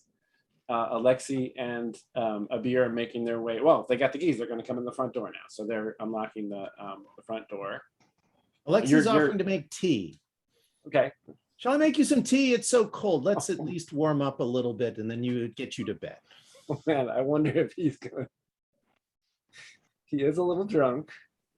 I think this is. You get another negotiate roll for this to see if he actually just wants to kick you out or wants to. Friend. Charisma this time. Sure. Yes. We're trying to be charming and kind. Yeah, absolutely. And Alexi really actually likes this guy, even though that So there's some sincerity here. Great. All right, +1 to this roll, which is 7 + 1 is an 8. Okay. Good job. Yes, you can make me tea, but only if you tell me where you got your information. Well, I'll tell you. I will tell you all that I know. Very well. So you guys come inside. Laylee, what was your plan to escape? Not knowing what's happening to Nabil. What was Laylee's plan for egress? Yeah, I mean, I'm going to go out the window. So first things first, though, which is that like I want to make good on my like threats of like to make him come to us because he feels like people are going to kill him. So before I go, I'm going to like grab a piece of, I'll even like tear a piece of paper out of his ledger or some shit like that. I want it to be sloppy. Grab a pen. I'm just going to write on it, I'm watching you. That girl and the owl can't save you. And then I'm going to like, if he has a letter opener or a small knife, I'm going to stab it into the desk with that. Nice. Okay. So you're writing a threatening note. Excellent. And Nabil. That desk is an antique. Nabil up on the roof. Does he still have his knife at my throat? Yeah. So it's a female Alpharon. And you're sort of now you're standing. You're further in from the edge of the roof. There's like a lightning flash in the distance behind. And she's got the knife to your throat, and she says, "Give it to me. Where is it?" I don't know what you're talking. I don't know what you're talking about. Give you what? What? "I know you have it, fool. I'd just as soon slit your throat and take it off your body.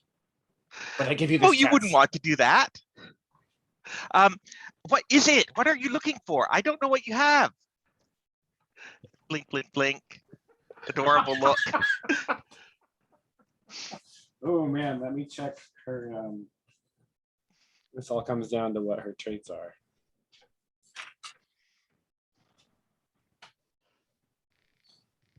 Ooh.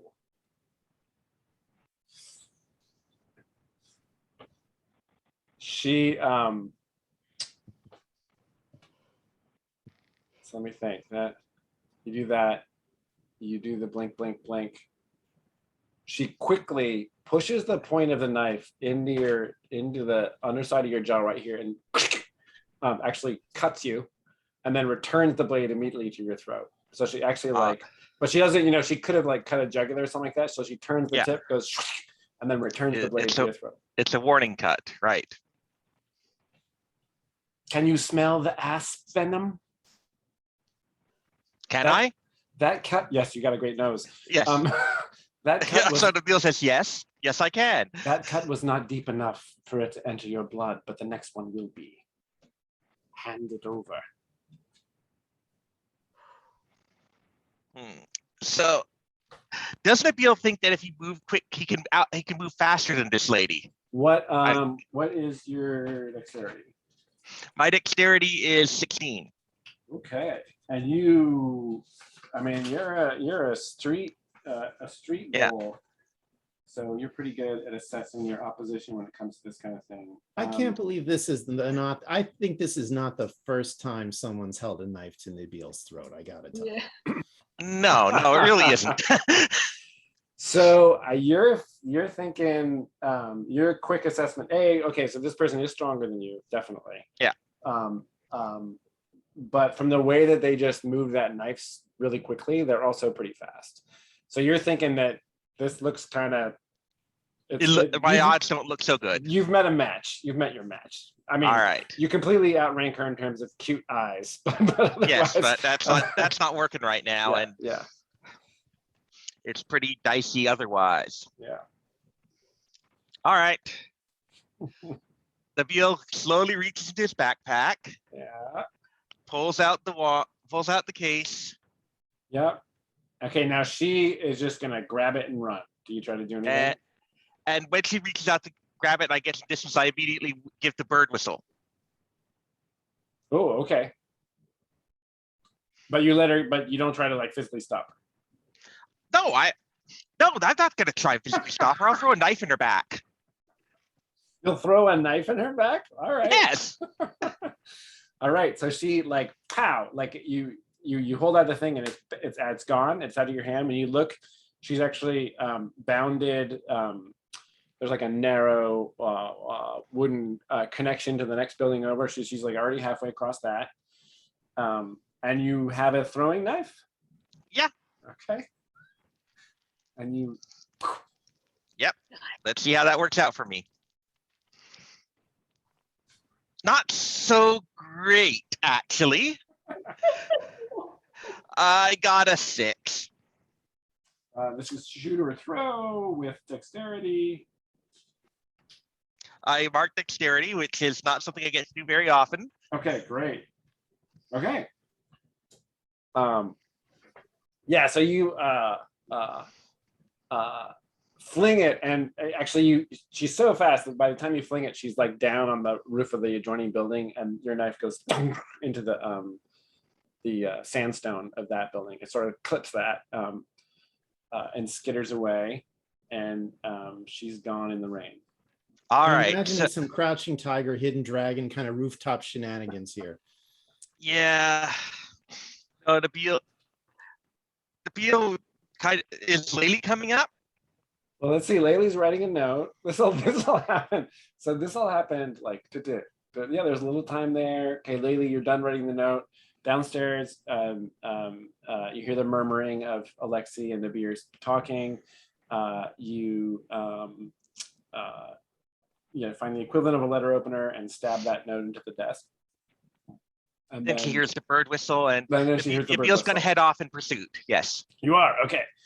So Yeah. Laylee, yes. Trying to keep track of her. I'm declaring her my quarry. Ooh. Yeah. Oh, yeah, from downtown. Okay. When you make any move to further your pursuit of a current quarry. Oh, after and you Nabil, roll- the city is your territory because you're Right. a That's street right. mole. That's all right, cool. So you're off. Laylee, you hear the whistle. Alexi, I think you don't hear the whistle. Well, No, I think the whistle is drowned out by Yeah. the whistling of the tea kettle. it's the rain and the right. The Perfect. tea kettle's whistling at the Very moment, nice. and the cuts back and forth, and you hear the whistling, Yeah, and yeah. and then the camera So shifts over to good. see Alexi with the tea, taking it off, and starting to Yeah. pour the tea. Nabil is following her more to trail her rather than catch up and fight her, though. Okay. I'm trying to see where she's going. Got it. Okay, so you're not actually you're just trying to track her without being noticed. It's a bit hard to avoid being noticed on rooftops. You can't really blend into the crowd so good. Well, So it is raining, and there are right. If you actually want to pursue her far enough to see where she's going, then yeah, I mean you don't So you're just gonna roll to keep up with her, essentially. Yeah. Okay, great.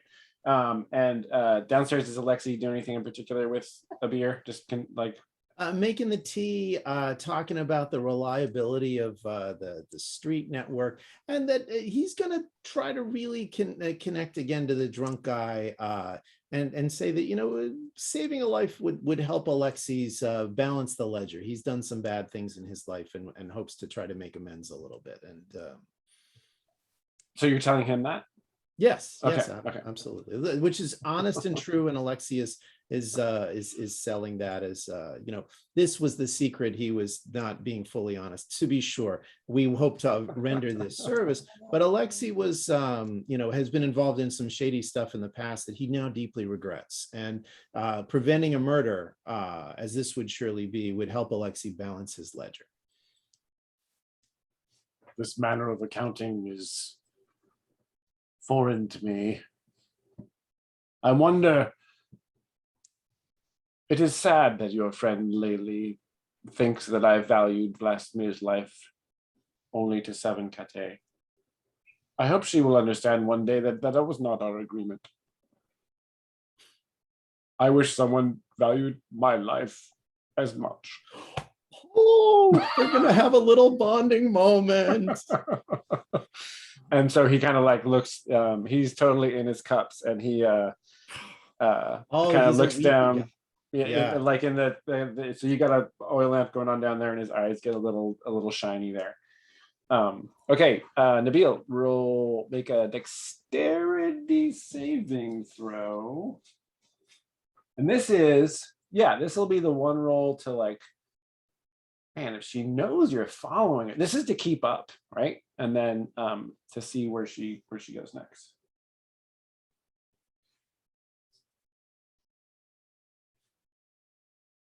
Oh, okay, sorry, you're muted. Well, here goes. Come on. Ooh. Zemdrak believes in you. Oh, you can't see them. 12. Yes. Natural 12. Really, boxcar. Boxcar. So 14. Wow. So this involves Nabil actually showing up at her apartment, making a cup of coffee, sitting on the couch, and being there when she opens the door. This is a real me too. I think there definitely is a moment where you sort of you pick up, you kind of get the gist of where she's headed, and you drop down into an alley, and then cut through a side yard, and then jump across a little canal and round a corner right when she's coming down, right? So basically you totally well, actually, I'm gonna say you get to that corner and you look around, you see her laying in the alley, unaware of you. Yeah. So you actually have managed to like, to her Convince her eye- that she's lost me. yeah, exactly. And then she sort of pauses in the alley and she kind of looks around, and then there's a double wooden door, and there's like a transom over it, like just like a narrow space about that big that's open. And she just like scrabbles up the door and slips through that space, and it looks like you're in you're now in the Bones, that neighboring neighborhood. And from the looks of it from the outside, it looks like one of these potentially abandoned. There's no, it's like there's some rubble around. It's like a rundown part of town for sure. All right. You're gonna, yeah. What's your next move? I'm going to kind of slip up there and see if I can take a careful peek in. Okay, Laylee. Note is left. I mean, I'm going out the window like I planned. Okay, so you get up to the roof and there's no sign of Nabil. Well, that's I'm gonna good. say, Nabil, would it make sense for you to have dropped your backpack, or did you want to have that backpack with you the whole way? Yeah, probably he'd have dropped it if he's bouncing around the roofs. Yeah. He knows Laylee's coming anyway. Yeah, so you go up there and you see Nabil's backpack lying on the roof in the rain.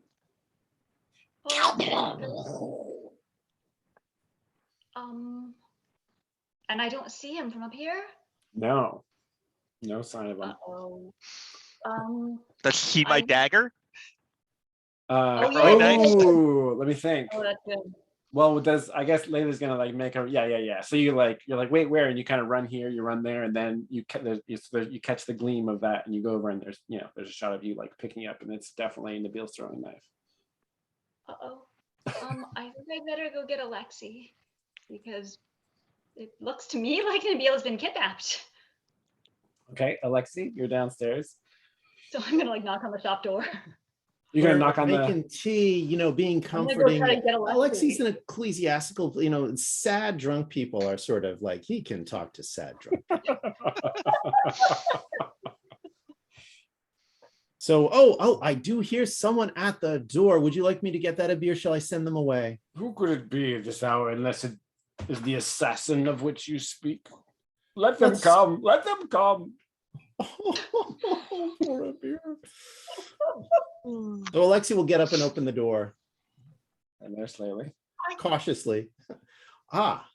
Laylee, so good to see you. Abir and I were just sharing a cup of tea, and he is not feeling the best, I must say. That's good. We have a problem.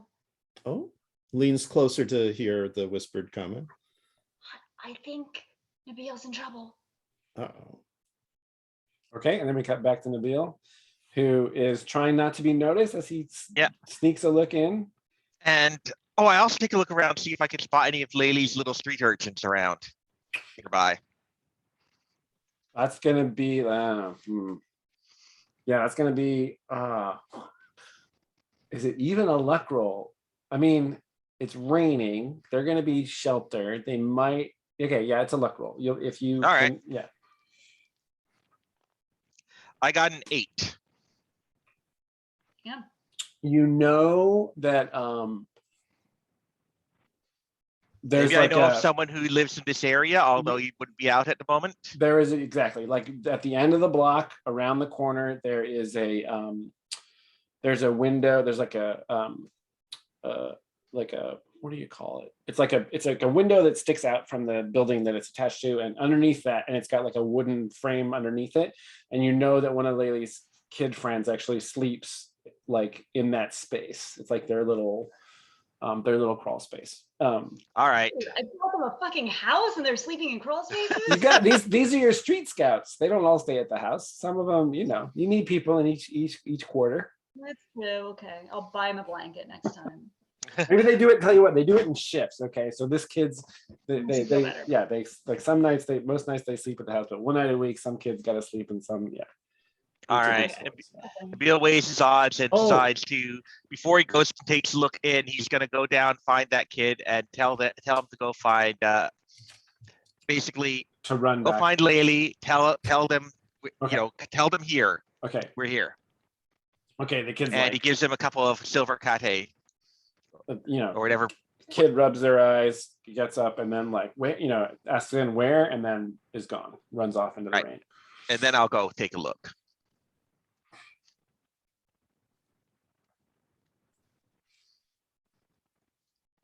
You are quietly crawling up the outside of the doors to peer in the hole, and you don't want to be noticed, and you're trying to be quiet, so dexterity.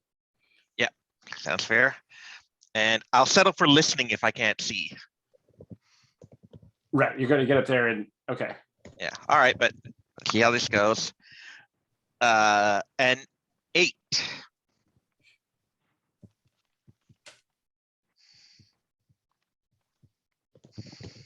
Okay, And I'm gonna save my awareness for something more urgent later. Right, I how don't much wanna do you blow it. have?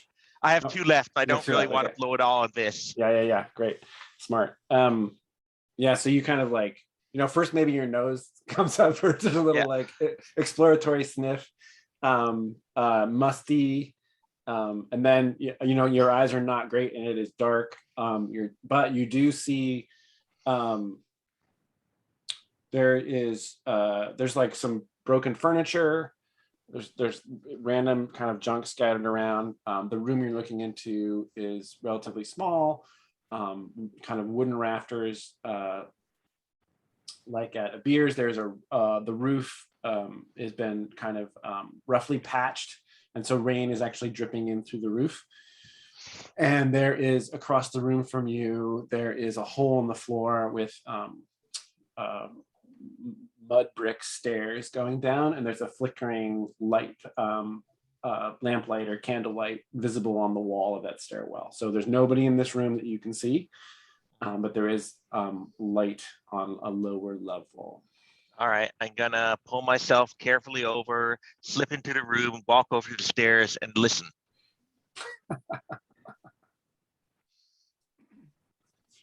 I'm imagining that little piano music, as you're going do do do do do do do.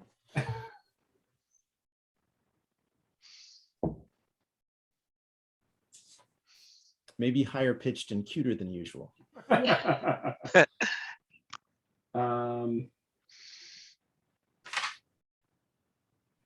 Okay. You hear, excellent, my dear. I can't believe you pulled it off. And no murder was required. And then you hear the voice of the Alpharon saying no. And then she asks for payment.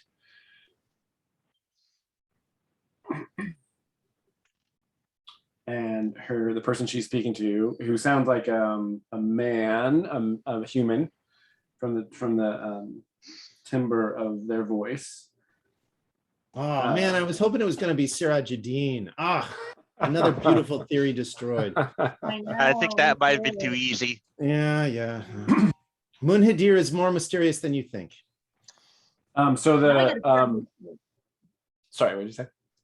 No, now I gotta know who it is. So even new Corey.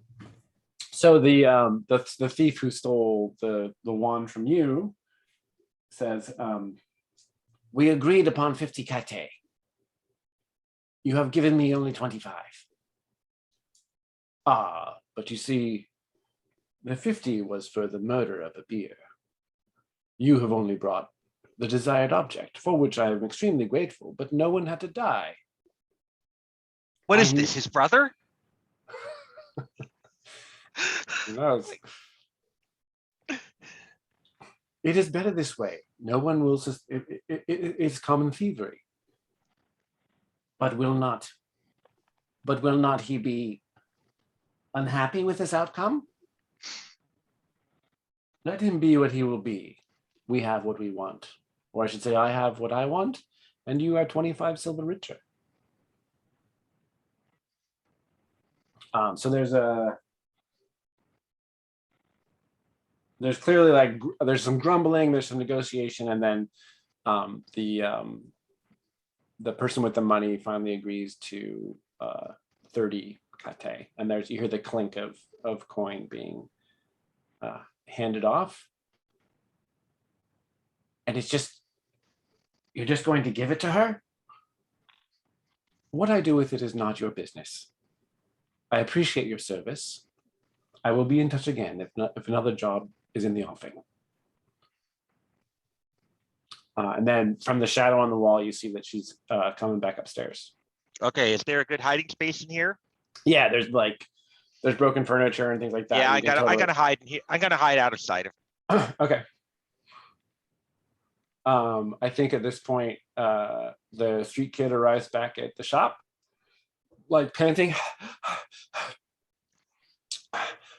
Laylee. And then gives you the directions to where Nabil is. Oh, see, I told you he was in trouble. We have to go. Abir, look after yourself. We'll be back. All right, and you're out the door. Okay, Nabil. Puffing. Yeah, not keeping up with Laylee, that's for sure. Laylee is a shadow in between the raindrops. That's right, Alexi that's is right, smacking that's right. into every raindrop he moves through. All right, I'm adding guy who hired her to my quarries. Nice. Apparently, I can have 3. So I was like, "Are you a mining cooperative? This is a lot of quarries." I can have as many as I have levels. I should have told you that there's gold in them Thar hills. You should Yeah. have. Okay, so you're hiding in the corner, and is your goal to avoid her notice entirely? Yes. Okay. Gosh, that could either be.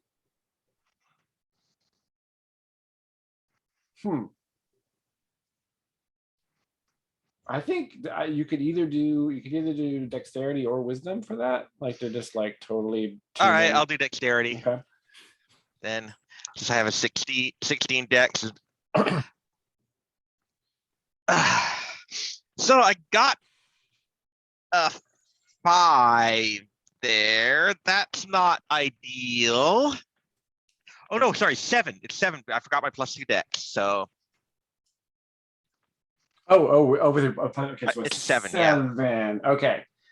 I rolled a 5 and then I get +2. So I think you stifle a sneeze.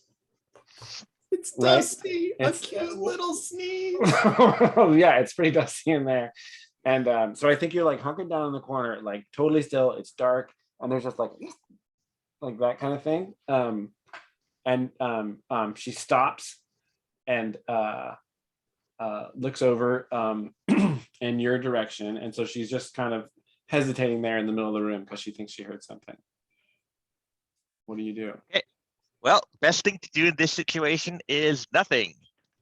Don't move. Don't repeat the noise. Hope that she decides it was just. Roll to get lucky. 11. Okay, all right. So yeah, there's like it's just like, and she's like totally, she's so still that for a moment, like, and neither one of you guys has great eyesight because you're out front, right? And so she does actually take a few steps forward because she wants to get closer to that someone's, and she's like literally like 3 feet away from you, and you're just like frozen, and she's just like peering around and sniffing, but all that rainwater, all that wetness has kind of dampened your odor, and then she turns away and slips out the transom. And Nabil thinks I'll be talking to you later. But Nabil comes through in the clutch. My goodness Nice. gracious.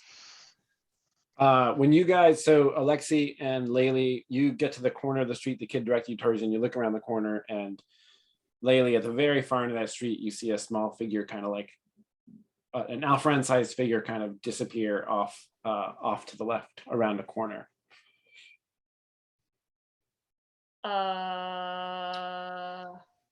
Do I think I can catch up? I'm gonna say, like, you would have, this was a pretty fast little person, and it's a good city block away. So if you like, they did not look in a super hurry. If you like really booked it and were willing to like burn some constitution, you could get a roll to catch up to her. Do I, yeah, so I'm willing to do that. I'll make a pitch. Do I think I can cut them off? Like, I know the streets really well because I'm always on the roofs. Do I think I can make a leap to try to like land in front of them? wherever wherever I'm anticipating they're going? Like, as I think opposed that to, if like, you run after them, like jump and try to cut them off? if you make the roll, then that could be part of it for sure. Yeah. Oh, okay. Yeah, I'll do that. Sure. So how many con do I need to burn to do this? It's gonna be 1d4. All right. Oh, I don't have a D4 out. There's one. That's 2. That puts me down at 8, which means I go down to -1. So let me change my hit points real quick. Okay, and just don't make the roll yet. We're gonna cut back to Nabil. Okay. So Nabil, you're just waiting in there. No, once he's gone, I slip back and try to listen to what's going on downstairs. Okay, you hear the noise of somebody moving some stuff around, and then you hear a door open and close. Ooh. All right. I poke my head out the window to see if somebody's just left. You poke it out the window, and Laylee goes by, and down at the end of the block, you see As I see, Alexi. I do the bird whistle thing as she flies by. Okay. So Layla, you pick up the bird whistle, so you know that Nabil is behind you, but you're Whew. intent on stopping this other person, right? Yes. All right. So Well, at least now I know now I know Nabil's alive. That's a good thing. Yeah. I thought he was dead. okay, so dexterity saving throw. Where did my D6s go? Your cunning totally comes in handy here as you parkour your way across town. Alrighty, that's a natural 9 plus 3 for my dex, so 12. Okay, so this I'm is gonna like, get the drop on her. and this is like That's- pushing, like you're just, and to do this, you know the distance, you know what it's gonna take, right? So this is like you just push yourself, and there's like a leap, up onto an awning. There's some Assassin's Creed stuff going on. There's like Yeah. jumping from from pylon to pylon. You catch a glimpse of her over a fence, and then I think there's one run over a there's like some of these buildings have these wooden those rafters actually go outside the house, right? Like they stick out into space. So there's like one run across the rafter, leap across a street, tuck and roll on the roof, and when you come up on the other side, you see her just rounding the corner, and you bound over the ledge, and land right in front of her, and she like catches herself up, and when she catches herself up, her head thing kind of like falls back, and her knife's out in a flash. And so the two of you are facing each other on a street in the bones. Maybe there's people around, but for all intents and purposes, it's dark and rainy. There's distant lightning. I am not pulling a weapon. I'm trying to be non-threatening here. Okay. Just so like, in terms of body language, and I just say to her, "Hey, I don't think we've met before. My name's Lily. What's yours?" The Laylee Gambit. Will you be my Works friend? surprisingly often. It does work surprisingly often. Let me see what she's got here.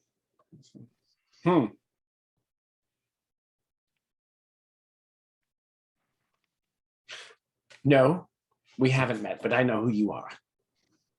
Really? You probably heard about that demon crane I slayed, huh? It was kind of cool, huh? Sorry, I what's your name suppose. again? What's your name? Why should I tell you? Well, for one, I'm asking, and it's kind of polite to tell someone when they ask you what your name is. And two, I kind of think we might have a lot in common, and I'd like to get to know you. Maybe we can help each other. I have nothing in common with you. Well, I'm not so sure about that. I mean, I saw you move. You move really quick, just like me. And I think you almost killed my friend on the roof. I like the roofs too. And I appreciate that you didn't kill my friend, so that was really nice of you. So we have that in common too. And I also know that the city's kind of lonely, and sometimes you just want someone to have your back. And it's nice to get to know people. So there's that.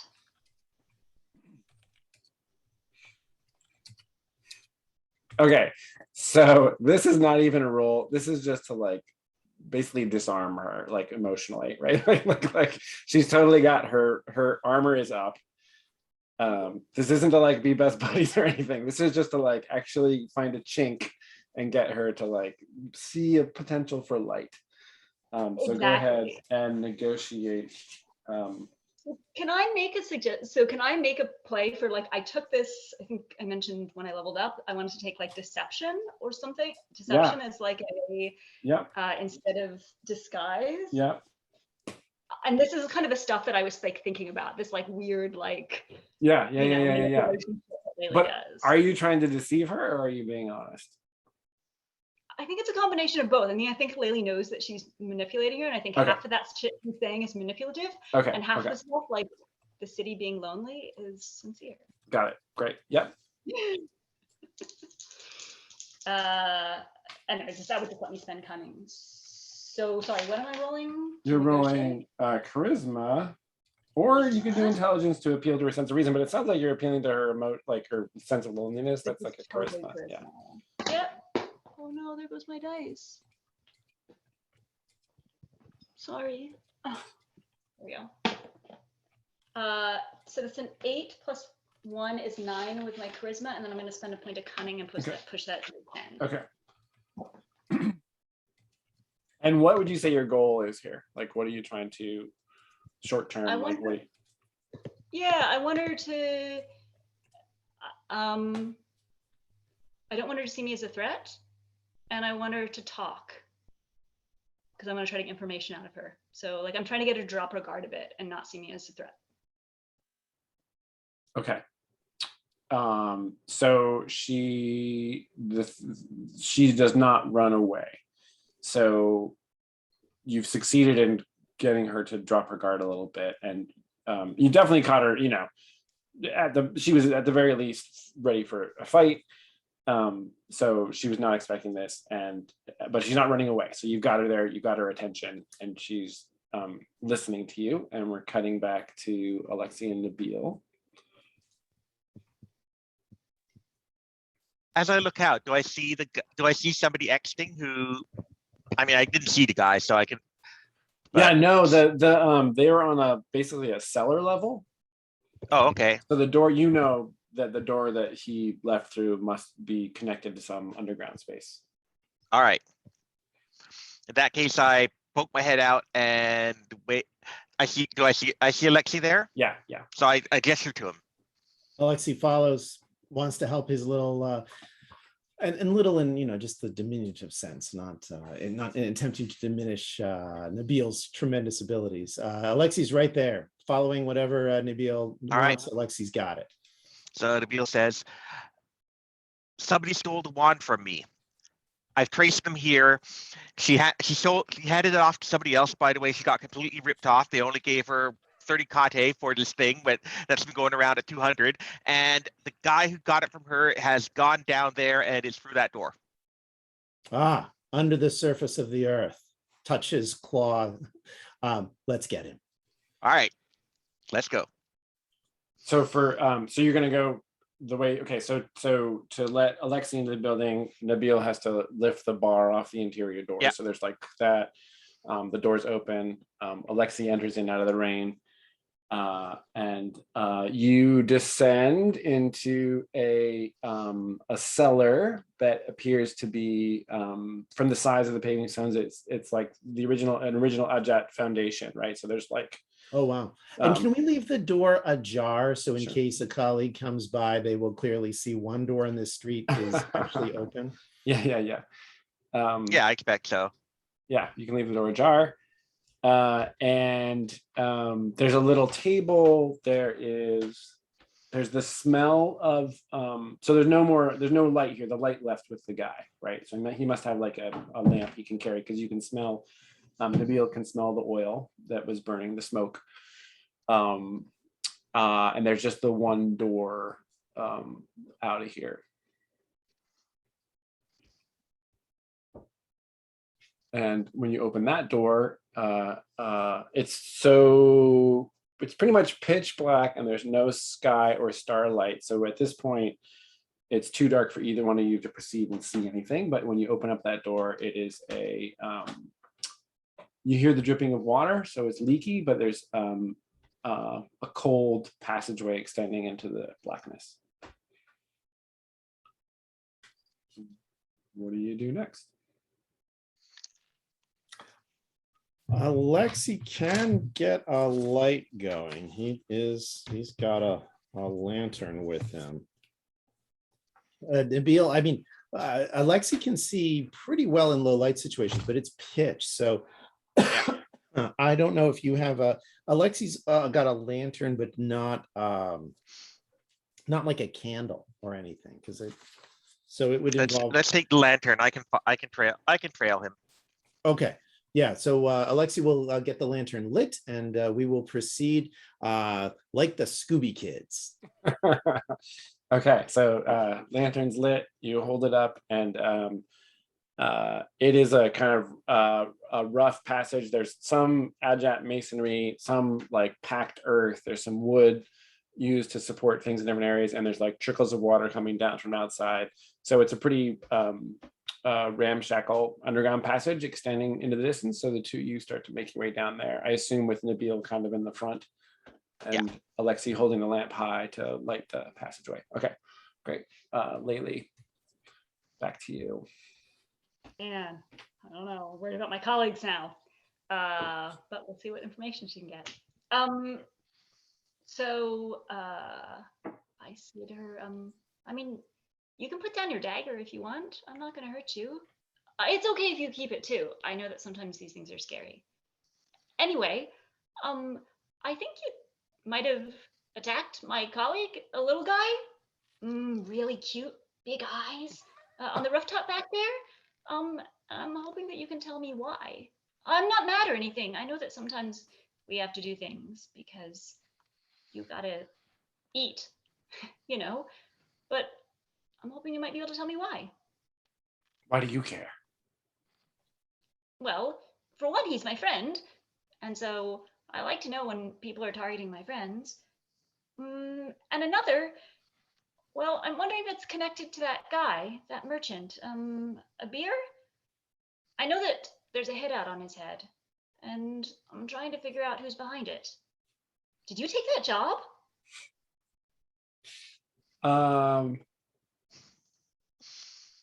All right, so you get to make another negotiate roll. If you miss this one, she's gone. Okay. All right. That is another 8 plus 1 for my charisma is 9. And no more cunning, or? Oh, I can spend cunning it. You're right. I can spend it after the fact. I'm sorry. Yes. Thank you. I will push that into a 10. How much Thank you. cunning? How much cunning do you have left? I haven't spent cunning at all. So I have 3 more left. Oh, right. You kept on making good rolls. Right. I have 5 Pockets of cunning. cunning. That's great. Well, it's also because I burn a lot of luck instead of Well, spending yeah, cunning. right. You've got this extra resource because it's all gone out the luck. Oh no. It's because I forgot that I have cunning a lot. So I blew luck instead. Cunning's good though, right? Because you can, the refresh is pause to consider your options or something similar, right? And so like that doesn't, it's not like you have to, light some Level candles to up. Zemdrak and sing 3 songs. Yeah. No, it Yeah, refreshes pretty. Awareness is similar, but I haven't really had a quiet moment to sit and reflect. Yeah, right. It's been action packed. Okay, so and what are you trying to get out of her? Like any kind of, you want to know who hired her if she was hired. Yeah, and I want clarity on I guess it's unclear to me if she took the hit job or if she was after something else with Abir, because he's got this thing that apparently now is gone, this wand that Nabil had. So I want to know what was actually she hired to do.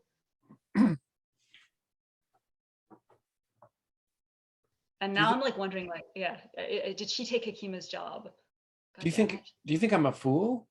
If I told you and people knew if I had taken such a job, then I'd never be able to work again.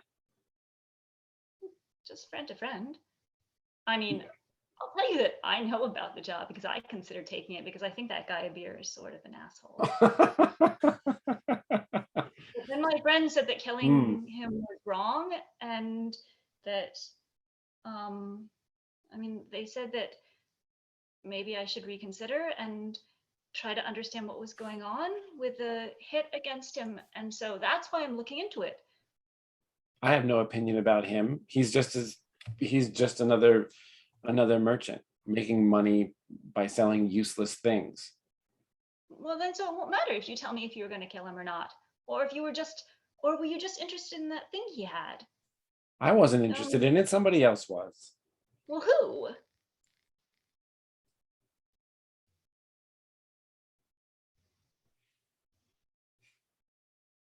This is where I think Laylee needs to say something like, why were they offering 200 kwate for it? And watch her reaction. But I can't guess that. I don't Sadly. think, but Layla didn't know that the person got paid less, right? No. Like Layla's working under the assumption that they Right. took You don't Yeah. know. Yeah. The BO would completely use that, but yes, you're right. Laylee doesn't know that information. No. So it's just a he just wanted it for a gift. He was just going to give it to somebody. He's going to give it to someone. The want? Yes. So someone wanted a beer dead so that they could steal a wand to give as a gift? Someone else wanted a beer dead. He was just doing this to get the wand, but he promised that the beer would be dead. I guess that's why the bounty was so high. A theft and a murder? No one told me that. Huh. Okay. Well, who is it? I want to get that wand back. I mean, it's no problem to you. You already got paid for doing the job, so why I should didn't you get paid care? enough. I didn't get paid what I was promised. 25 silver, and I'll tell you who it is. Okay.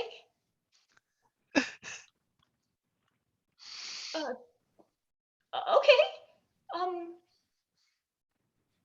Okay, you know what? I'm gonna give you more than that, actually, because this job was worth more than that. Here's 50, and I'm sorry that you didn't get paid. That's really bad, but hopefully this will make up for it. And I appreciate you telling me. This is how Laylee ends up running the goddamn town. That's right. She's totally befuddled. She was holding her hand for 25 and you drop 50 into her hand, and she kind of like looks at it and looks back at you and says, "What they say is true. You are crazy." And then she pockets her. She pockets the not that I'm complaining.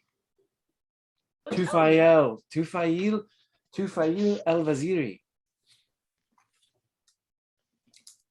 The peddler. Do I know him? Do I know who that is? I don't think Layla does know who he is. All right. And it's a present. He wanted it as a present for his girlfriend. For his girlfriend? Gaita, the leader of the beggars. And the beggars with a capital B is the kind of criminal gang that runs the Bones, which is the neighborhood you guys are in right now. Wow. As a birthday gift. Wow. Man. No, not birthday. Just I don't know. He's not in good graces with her, and he's trying to get back in her favor. Wow. What must that be like to have someone that cares about you so much that they order a murder and a theft of a magic item because they want to win your love back? Well, Tufail didn't want to kill Abir. He just wanted the wand. Someone else wanted the Still. beer killed. Hmm. Oh, I see. Okay. Still, must be nice to have someone love you that much. That they would go to that extent to make you happy, huh? I wouldn't know. Yeah, right. Anyway, I should get back to my friends, but listen, thanks. And it was really nice to meet you. And hey, if you're ever interested in working together again, or you just need a place to stay, I live in the big tower, you know, the broken tower, or I've got a place for, you know, my friends and I out on the edge of town. Just tell them that I said that you could come by and they'll hook you up and stuff. So, you know, maybe we can hang out sometime or work together again. I'd like that. Thanks for the silver. You too. I hope you find a dry place to stay. It's not great tonight, huh? And then she disappears into the rain. Did we get her name? We didn't, did we? No, she didn't. She did not give up her name. Alfier friend. So you guys reach some Run back stairs. to try to find my friends. What's that? I'm gonna run back to try to save my friends from this guy, Tufail El Nazir. So you emerge from the tunnel. There's steps up to a street level door. And you open that, and it's basically the bottom. There's a it's like the space between several different buildings. There's like it's overgrown. There's like junk lying around, and to get out, you have to climb up onto the roof of a low building next door. So you've emerged, and you're in a different part of the bones. I think you probably this tunnel was probably only about 50 yards long. There's no obvious sign of your quarry. Okay, so I'm gonna look for traces if around. It's raining, so I don't know how that will work, but I'll give it a shot. Well, Lexi's gonna actually, put out the lantern. you're gonna put out the lantern. Okay, lantern's extinguished. Great. It's raining. There's still thunder and occasional flashes of lightning. And you are trying to find answers in a city. Before rolling, you can spend awareness to treat the result as a 10+. You gonna do that, or are you gonna hold on to your? Yeah, sure, why not? Also, I will mention in terms of tracking, we left the door open. Alexi, yeah, we is left everything soaking open behind wet, us. and so there will be a wet owl trail, A clear basically trail, the whole way. yeah. I don't think it will require a lot of tracking. Is Laylee Yes, packing no, a I light think source, Laylee- though? Lady will have an easy enough time figuring out where we went. Only if Let's she's. just pick up wet owl feathers here and there. Yeah, right. The Hold it smell up. of wet owl is Yeah. probably not fabulous. Oh. Nabil, actually the water works to your advantage. This little pocket that you're in, it's actually got dirt. It's dirt, so like it's muddy. Oh, and okay, it's great. a perfect consistency for picking up tracks. So you see, All right, they're actually hidden under the brush, but like, you know, you Yeah. pull the brush apart and you see there's like a couple of remains of footprints headed towards a particular wall. You go there and you see that there's a muddy kind of scrape on the wall. You pull yourself up, and you are you have ended up. I wonder if I can easily zoom in here. You know, from landmarks. So you guys started over here, and you've ended up over here. And the tunnel appears to basically have gone like that from this area here. Right. So you guys have emerged here. Laylee, you ended up again, Jason. I'm sorry. The pointer initially was looked like it was on the other side of the bridge. Where we started and where we finished, if you would be so good. Oh, sure. I wonder if I can. Where's that? Oh, perfect. Okay, I got the. So this is the a mark is beer's. popped. Oh, it just showed up for you. Okay. Yeah, it just showed up for me. Yep. So Okay. it's now clear. Thank you. So over near the Fortune's Gate is a beer shop. The line is the tunnel, and the rightmost spot is where you guys have emerged. Laylee, you intercepted your friend over in the midst of these old Ajat ruins over here. Oh, your friend. Mhm. Yeah, so Nabil, you know that you're kind of in the heart of the bones here, and you're in as elsewhere in the city, there's the structures are multi-level. The ground itself is like there's different roofs kind of joining. There's balconies and ledges and whatnot. And you can track your quarry as far as, let's see, he goes up onto this roof, crosses it, and then down into the street. And here there's a little bit of activity on the street. There's some kind of wooden awnings that people are talking underneath. There's, in fact, you're not too far from, you're quite close to Beggar's Bench, where Layli met Hakima originally when this job was started. And the tracks lead towards Beggar's Bench. There's like lamps lit outside. Nobody notices the two of you. You're totally out of the light. But the tracks kind of go off there, and you know just from experience that when those tracks hit the street, it's gonna be like any other tracks, but they lead in the direction of Beggar's Bench.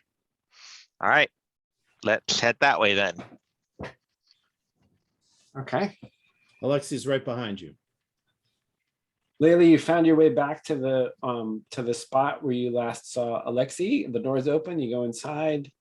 From the footprints and stuff from the light outside, you can tell that the steps descend into the cellar, but do you have a light source? Nope. No, I don't. Layli doesn't carry like anything, remember? Yeah, right. So I guess I mean, I think she's running. I'm running blindly in the dark, trying not to trip. Okay, so you're finding your way down, and so is this feeling of like you're urgently trying to find your friends? Is that the idea? Yeah, because I mean, it seems like that from everything I've heard, maybe they don't want to be fucking around with this guy. At least Okay. Jason, when Layli doesn't have a candle and she enters the dark area, would you say she's out of luck?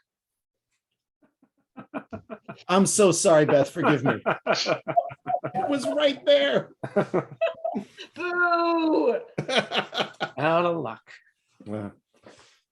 Luckily, it's just a passage. It's a one-way passage, right? There's like one door. So you're like fumbling around in the dark. You open up the door. You're like, wait, it's wet on the floor here. They must have gone this way. And there's like you're moving as fast as you can, but you're also, I mean, are you trying to do this in a timely manner? I mean, I'm trying to do this as quickly as possible. Okay. Like, I know I'm not going to be able to sprint because I don't have a light, but like. You're worried we're going to get ganked, aren't you? Pretty much. It sounds like you're up against some gang guy, like some like thug gang leader guy. So I'm worried about you guys. I think for you to do it fast and it's dark, it's like a wisdom roll is the thing. It's not really a dexterity roll. Okay.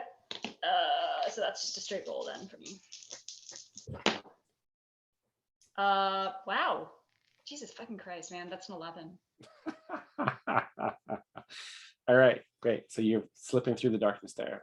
You guys are approaching Beggar's Bench, which is a 2-story building. There's like a wraparound balcony on the second floor. It's the name is a little bit of a, it's not super fancy, but it does not, maybe once upon a time it was a place where frequented by beggars, but it's a pretty decent inn/watering hole.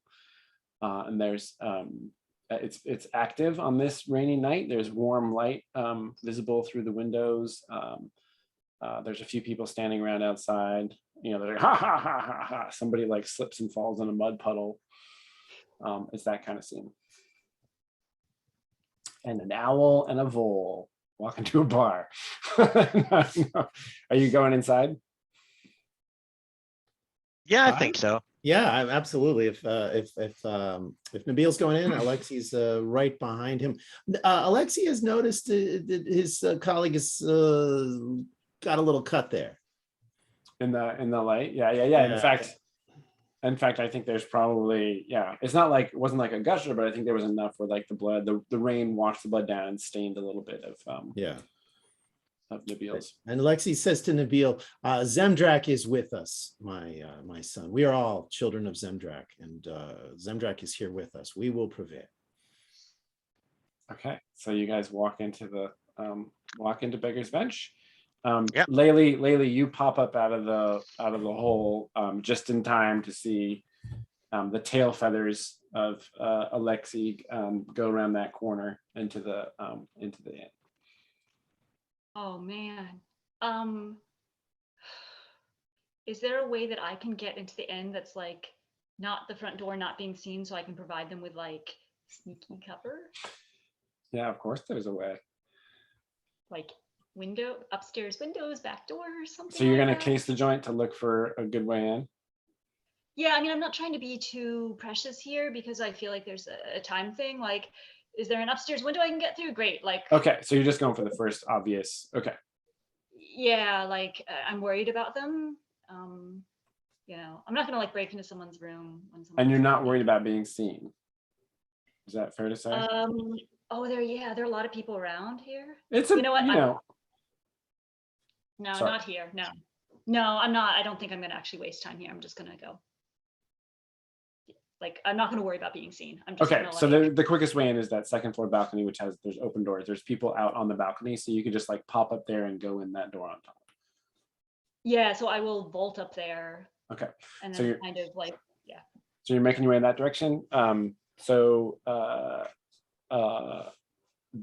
The first floor of Beggar's Bench is simply appointed. It is kind of, it's a little bit roughshod, but not as low down as its name might imply. And when the two of you come in, let's see, you're wet, you're muddy. You don't look necessarily out of place. Yeah, okay. So you've entered this this watering hole. Is there table service? There's not. Because Alexei not. wouldn't know. If it's not the kind of place where table service, Alexei's like, let me get I'll get us something warm to drink.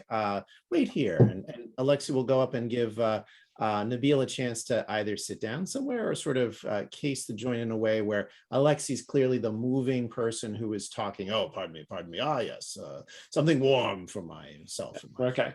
All right, so Nabil's going to kind of move around, trying to get a whiff of everybody to see if he can pick up the scent that he found in that downstairs area. Okay. Yeah. You gonna roll Ranger for that or Cole. spend your awareness? Then I'm out of awareness, which yeah, I'll do it. What the heck? Let's live dangerously. I still have luck after all. Carry your water within you. So you're about waist high to a human, and there's a little bit of like, somebody passes by and you give a little sniff and you kind of wander over, as if you're going to do something very deliberate to a doorway that leads to a different part. And you kind of like sniff the jam a little bit and then turn back towards your friend, and your whiskers are twitching and you're kind of looking around. And then you notice that on the far side of the bar, there is a doorway with stairs going up. Yep. And so Alexei, maybe Alexei's there's an exchange of glances, and Alexei takes the drinks over to that area. So you're kind of go over there, so you're not looking suspicious, and you sniff around over there as Alexei has found there's a little spot there. It's actually not even a table. There's like a counter, like a elbow high counter that you can stand at. And for Alpharon, there's always, in these places, there's always little stools that you can hop up on. So you're there and you're kind of not making a show of sniffing around, but you definitely pick up the scent going up these stairs. And at the foot of the stairs is a tough looking woman with like a big mass of kind of dreadlocks pulled back into a knot on the back of her head. She's not like armored, and she's not carrying like an obvious weapon. She's just kind of like standing by the door in an obviously discouraging way. Bouncer / security. Right. Laylee, you pop up onto the balcony. Some people turn and like, what's going on? And you sort of like move past them and through the open door.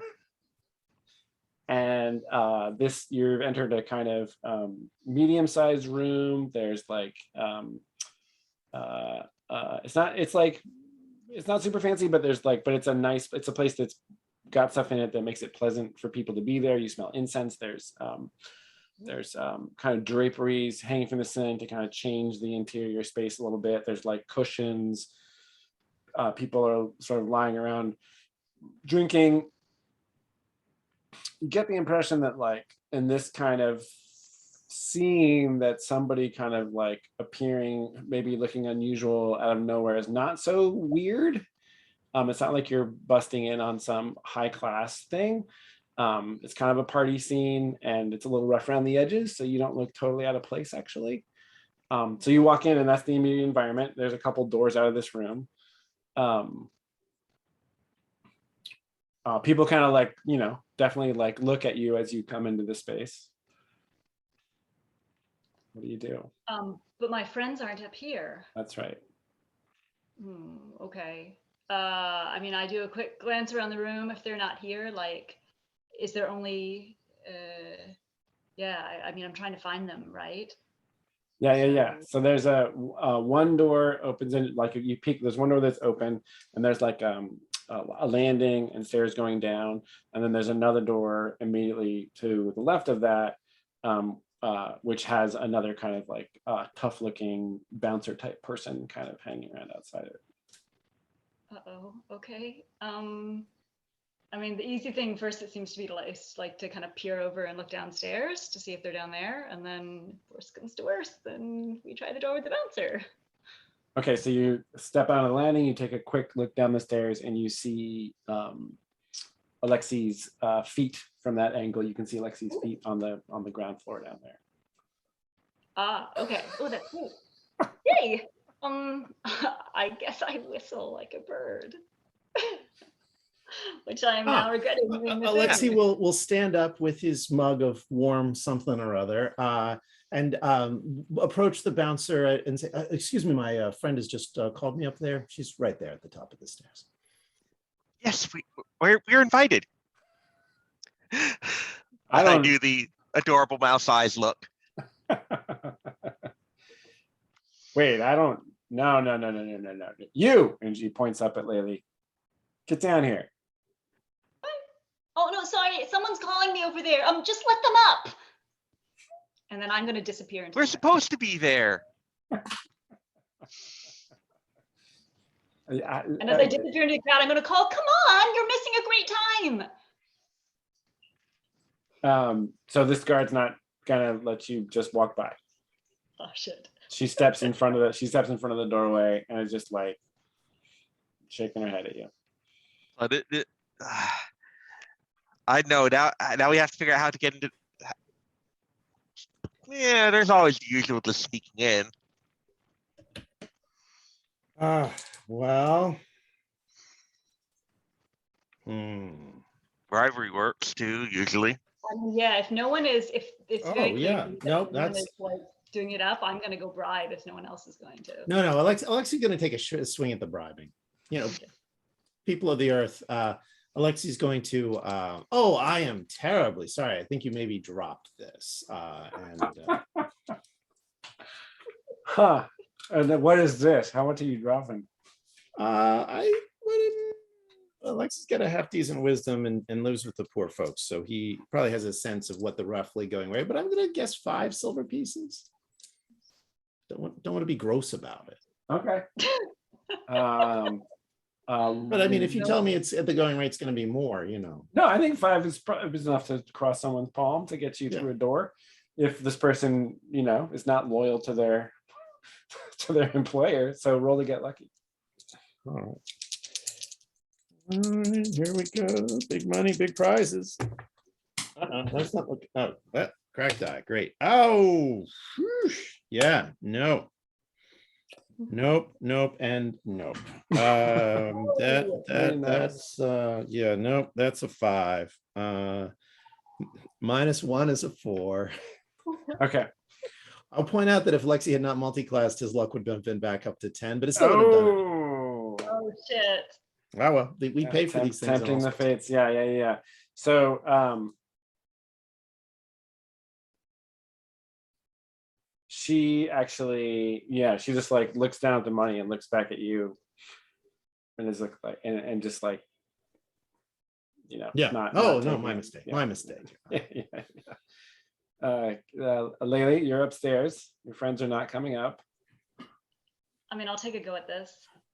So I'm going. So as I watch this sad field. Oh, Jason, is that a Mark XP thing, by the way? Sorry to be Nope, nudgy about nope. You fail a luck Oh. roll. That's it. That's it. You just fail a luck Yeah, roll. yeah. That's All why right. Lily hasn't leveled 5 times. I know, right? If we were, if I was getting XP every time, I'd be like level 10. I'm gonna put on a show. I'm gonna kind of stand at the top of the stairs and I'll be like, what are you waiting for? And I'm gonna kind of walk halfway down the stairs and look at the guard and say, these people, my friends, we have a meeting with I wrote it phonetically. Two file Two five years. Yeah. You're like, we have a meeting with two fifth. I say it right. Because Yeah, of course you do. Of course you do. Yeah. With that guy, and you know how angry he'll be if they're late. Okay, so she looks up at you and Come on, she's let's just like, do. she looks up at you and laughs and says like, Do you? are you kidding me? That guy is garbage around here. And then she shouts up to the other guard at the top and says, Rafa, Oh shit. come get this girl.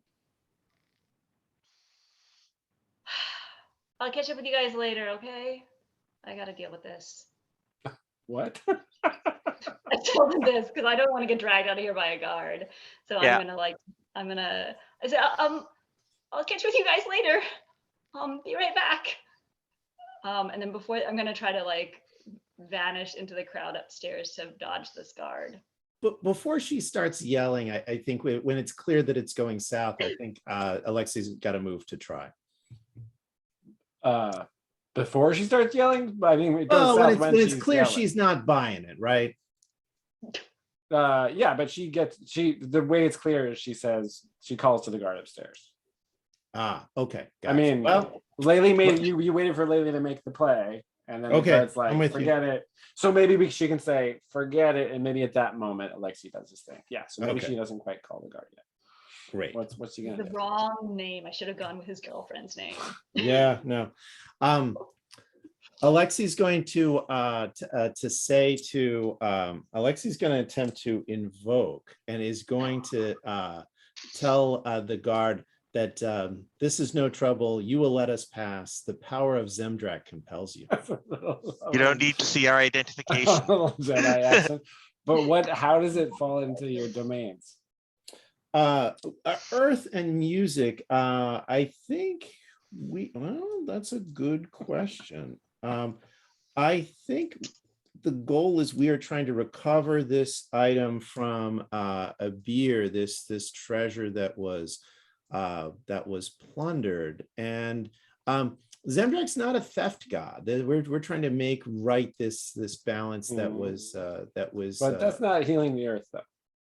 It is. I gotta be a stickler about this because otherwise, right? Like clerics can just do whatever. So you just gotta find like a basis. You gotta find something in the domains to let you accomplish this, or maybe this is not the right angle, right? For Zemdrak. Right. Maybe. Sorry. Well, gosh, if only I had another class.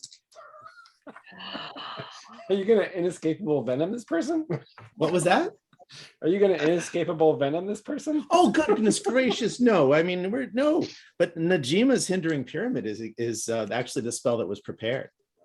Oh, no, okay. we're not gonna level her charisma, but we're going to try to touch her, just a light touch, not threatening, but a single target, and to cause her to be momentarily paralyzed or struck down.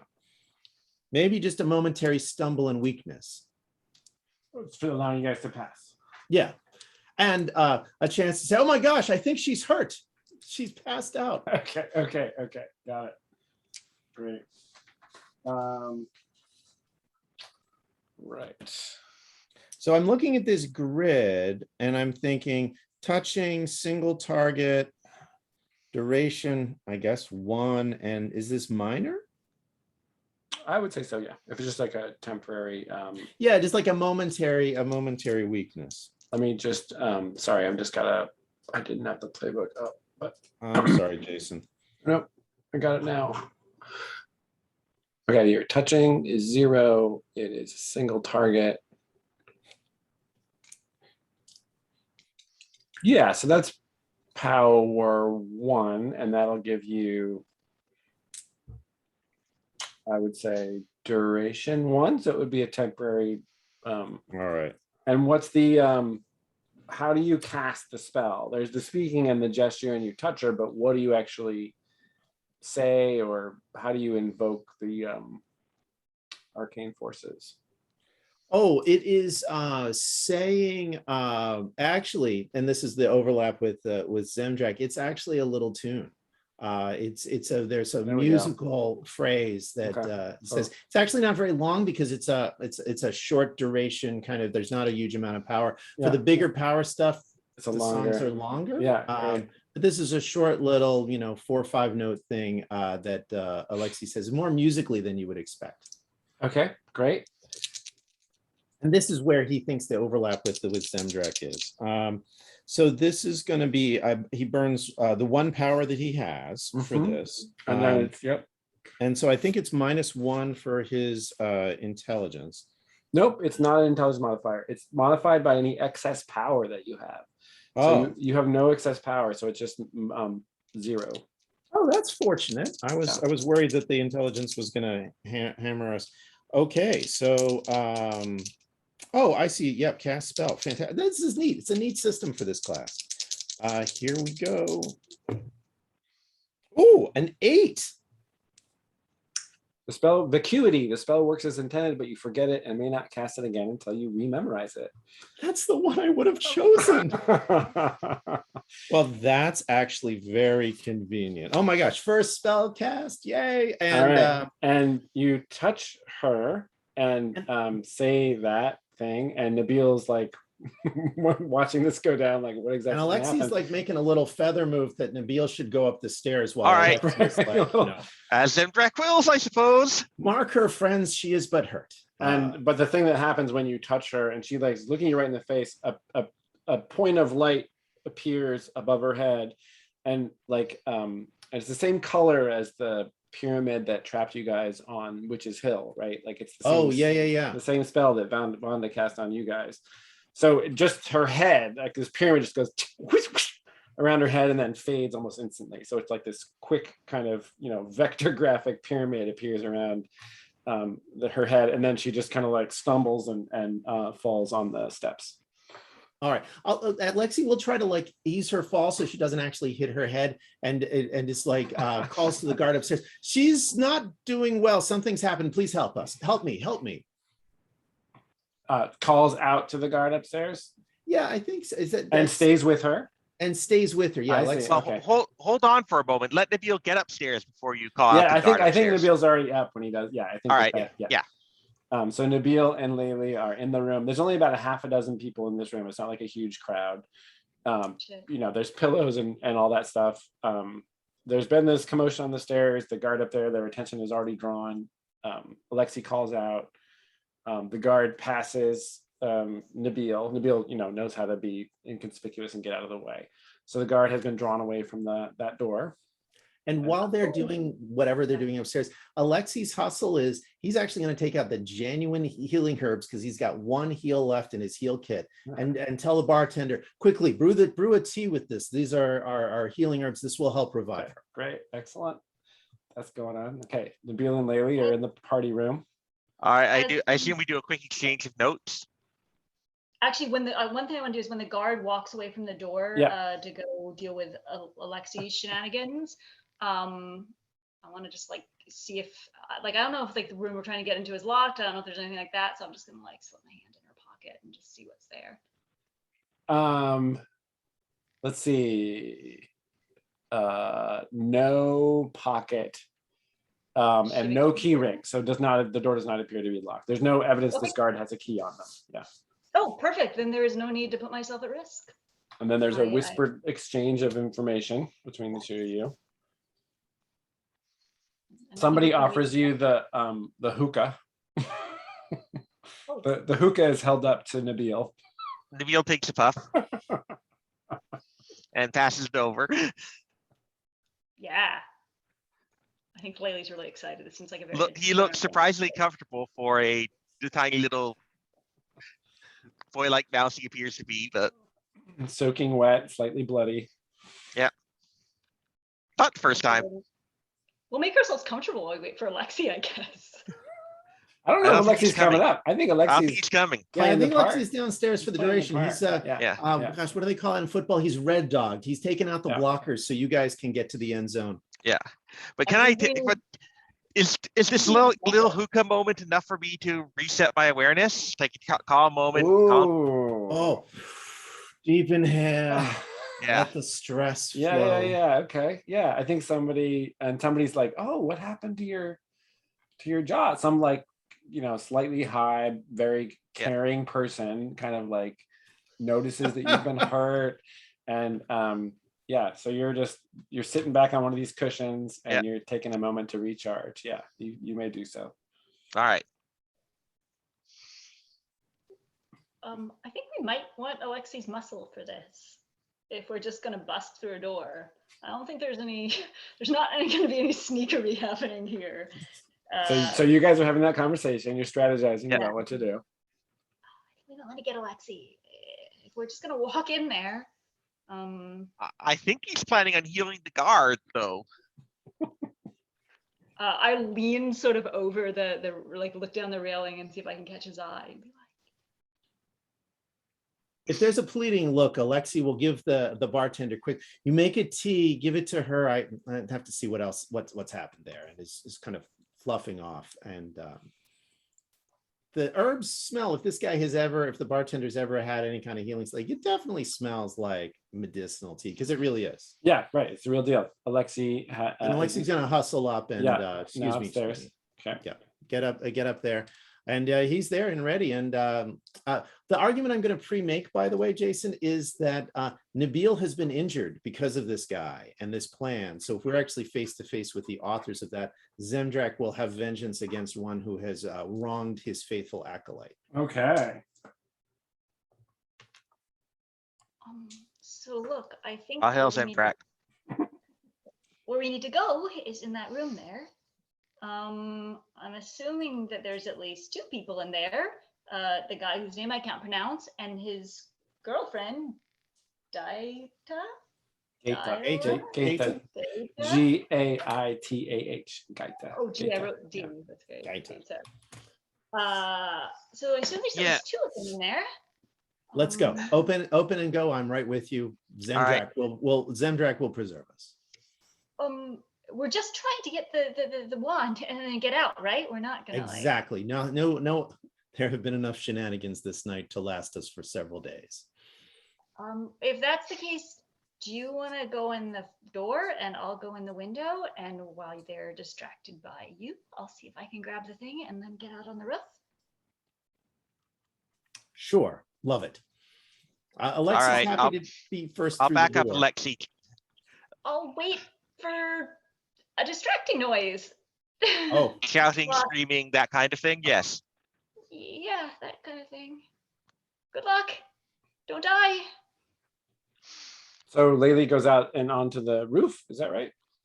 Yeah, and so I'll wait till they bust in the door and start then- like making noises, and then I'll see if I can grab the thing since we're not fighting, or since the goal is not to fight, but just to get and out. our And you're first gonna- attempt will not be a bust. We will just try to open the door, and Alexi will step in a deferential kind of hunched shoulders. Terribly sorry to interrupt you. and I'm hoping so this is like Quintus Interruptus. Oh my goodness gracious, Lexi. The nice thing with owls, you can't see them blush, so that's nice. but like terribly sorry, hunched shoulders, kind of, oh, so sorry. to Right. interrupt. And so Laylee's ready to come in a window from the outside. And Nabil, what's Nabil's position? Beal comes in to bodyguard Alexei, but because of his size, he's probably, he's like this tiny little mouse thing next to him, so he's not really drawing. I doubt he's drawing their attention. Okay. I mean, right. I guess his bow and quiver are all the way back at Fortune's Gate, right? Like you never Yeah. picked those up. Yep. Which is good because that would draw a lot of attention in here. Okay. Great. Yeah. So you open the door. This half of the top floor it's divided into two rooms. This is a smaller of the two. There is there's a sitting area, and as you enter, there's a curtained doorway to your left, and the opposite wall from you is a window above which you assume Laylee is waiting. So it's a similar situation where there's like cushions, but there's a low table near that window. And in fact, when you do come in, it's not actual coitus, but there are two people locked in an embrace amongst the cushions. So when you open the door, and I should say, in the other room, there's somebody's playing like pipes and a drum, right? That room you were just in, there's a little bit of like low level music there. So there's that behind you. You open this door, and there's this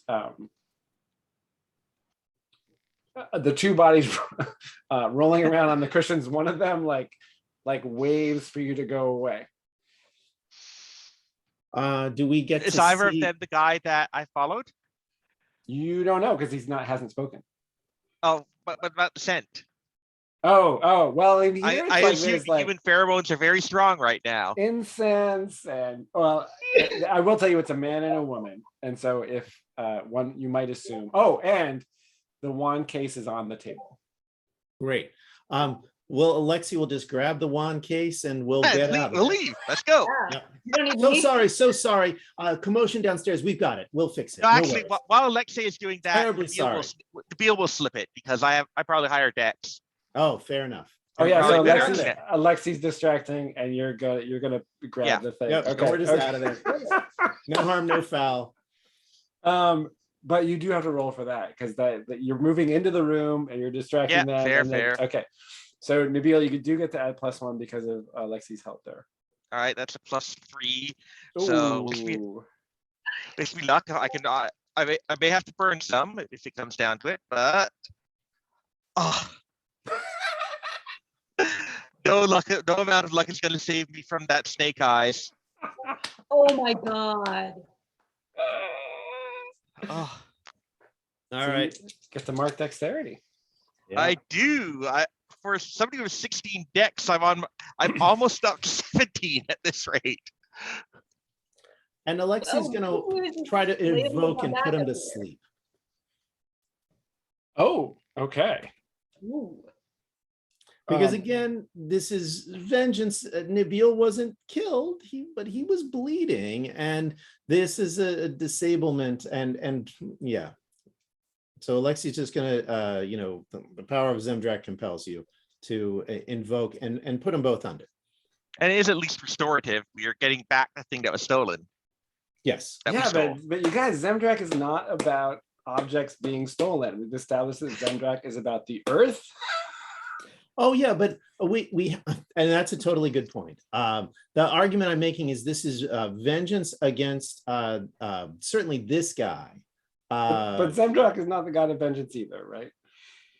But this guy caused Nabil to bleed. Like, does Healing. Zemdrak not get to strike back against those who've injured his followers? I mean, what's the That cause? feels like What's that's your an- cause? like- What's your cause? So the Western lands and people must be healed rather than exploited. Rather than exploited. Okay, I think that what makes it possible is the fact that Nabil is your acolyte. I think that's Well, what makes yeah, it right. I mean, that's why I was possible. trying to make the Zemdrak Oh, thing. okay, It's like, okay. if it had been Layli, I don't think I'd have a claim as much as we love Okay, Layli. great, great. But because Nabil is such a faithful acolyte converted and has been really like pious. Good. I think that's the connection. Okay, sounds good. I'll buy it. That's why I just needed to like get Yeah, no, needed no, to no, get to that point. Man. So you are you're trying to distract them. Nabil lays a paw on the case. The man like sits Make up it. and like, what are you? And then Alexei makes the move. Yep. And so this is I've been seeing this as well, this is momentous perhaps, because this is a sicken, I would think, unless sleep makes it marvelous. No. I think you're right. It's momentous. Yeah. Okay. So momentous, that's going to be -2. Alexei certainly got his holy symbol, so that's -1. And then we are going to we're going to just burn all the Alexei doesn't have the option of spending favor after the fact. You have to spend favor in the moment. So we're gonna go it's a maximum, so that's -1 for favor becomes +3. That's correct. All right, +3. Well, the way our luck's been, that it's got to be a good roll, right? This better be good. Oh, God in heaven. Seriously? By which I mean Zemdrak. What'd you get? Oh no. Look, guys, I am super sorry. All right, I think we're on to plan C, which is that the two of us Benny Hill our way out of here and Laylee grabs it while they're teasing us. Yeah. So it was a Oh, 3. that's a good plan C. Sorry, what was your roll? It was a 3 + 3 is a 6, which if there was ever a time to burn luck, this is it. Yeah. We're burning luck. Yes. All right. And what's the invocation look like? How do you? So the guy says, "What are you?" And then Alexei does what? Alexei says, "You have wronged a son of Zemdrak, and so feel his touch upon you." And like, yeah, makes a motion with his wing, and the holy symbol in one hand, but the other traces the symbol of Zemdrak. Okay. Whatever that, and I could draw it for you, but yeah. And then Nabil has picked up the wrong case, Nabil like stops and looks as the priest of Zemdrak makes the sign, and they both, and Laylee's like peeking in the window, right? And they both like collapse back on the cushion. And all right. And as we hustle out, I actually toss the wand to Laylee. Oh, nice. And we head out. Nice. And as we're going down the stairs, Alexei is like, Nabil, see how Zemdrak in the end always takes care of his faithful. As we hustle to get out before things. Yes, yes. Zemdrak has helped us indeed. Let us not rely on that help too much. Beth, was there anything else you wanted to do there before you guys hightail? Before I leave, because we're taking the wand, which was his like gift. Yeah. For bad. I'm gonna leave a note I'm gonna leave a note behind that says, sorry about the gift, but he really does love you, and leave that. Oh, and they're disabled, so you have time to write. Yeah. They're both just like, yeah. Put some hearts around it. You leave them a little note. All right. And then it's probably a cut to the broken tower when you guys. Oh, Jason, we have to figure though what the penalty is, because it was a 7 to 9. Request is granted with duration 1, but I have to either exemplify, sacrifice, or suffer. I kind of feel suffering, but I'm open to your. No, I think.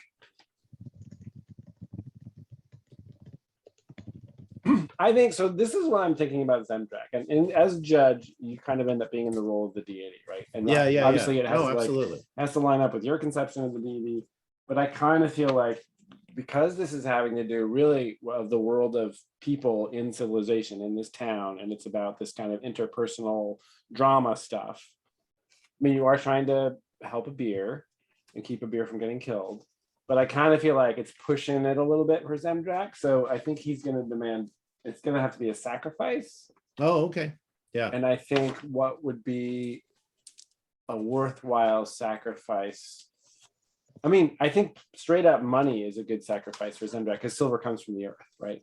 Yeah, no, fair enough. And maybe not like tossed over the edge, but like spent in, for good works of some sort. Yeah, Not yeah. necessarily build a statue of Zemdrak, but like help the proletariat in some way. Yeah. So maybe it means investing some money in that Demir engineering project. Oh, okay, yeah. for recovery of the wand. Yeah, no, that's very Just Zemdrak. Sending like a courier to take a payment to those guys. Let's say I mean, for what you just, let's just say like 15 silver. That's reasonable. Yeah, whatever. You know, because a murder is 25, and this wasn't quite a murder, so 80. All right, well, it's what the Quate are good for. I just marked it down as I just deducted it. We can do the shenanigans of it later. Yeah. Sure. Nope, that may totally make sense. All right, great. Anything you wanted to accomplish before we wrap up? We didn't actually solve who was going to kill what's his face. No, we didn't, but we have, but what's the wand? Let's figure out what the wand is. And we've laid the groundwork for Abir to now like feel threatened, so we can come back and protect him from whoever's trying to kill him. Yes, right. important. You left a With an fake actual note. fighter at some point. I mean, no offense, Nabil. Well, the fake note and his wand was stolen. Yeah. Right, that's right. Yep, his wand was stolen, and there's the note. So there's clear proof there. You do from everything that happened, from speaking to the other Alpharon and from the stuff and the conversation that Nabil overheard, you deduce that the murder of Abir was supposed to be part of this thing that they were doing, but the guy got what he wanted, which was the wand, and so he had kind of written off the whole murder part. So at least you appear to have thwarted the immediate threat to Abir, right? Does that make sense? There is a third party involved. You gather that a third party tried to like make all this happen, and you don't know who that is. But the thing that was going to happen was Abir was going to get murdered and his wand was going to get taken, but only the wand got taken. And guess why? Because you guys got it out of the house. But it And seems we- like yeah. from when Layli talked to Hakima, that it sounds like maybe Hakima's job was like different because she didn't mention the wand. So is it like this third party has like put out a hit through different sources and like this guy acted on it, or this guy did it differently? But so there's still, I guess, a bounty on this guy.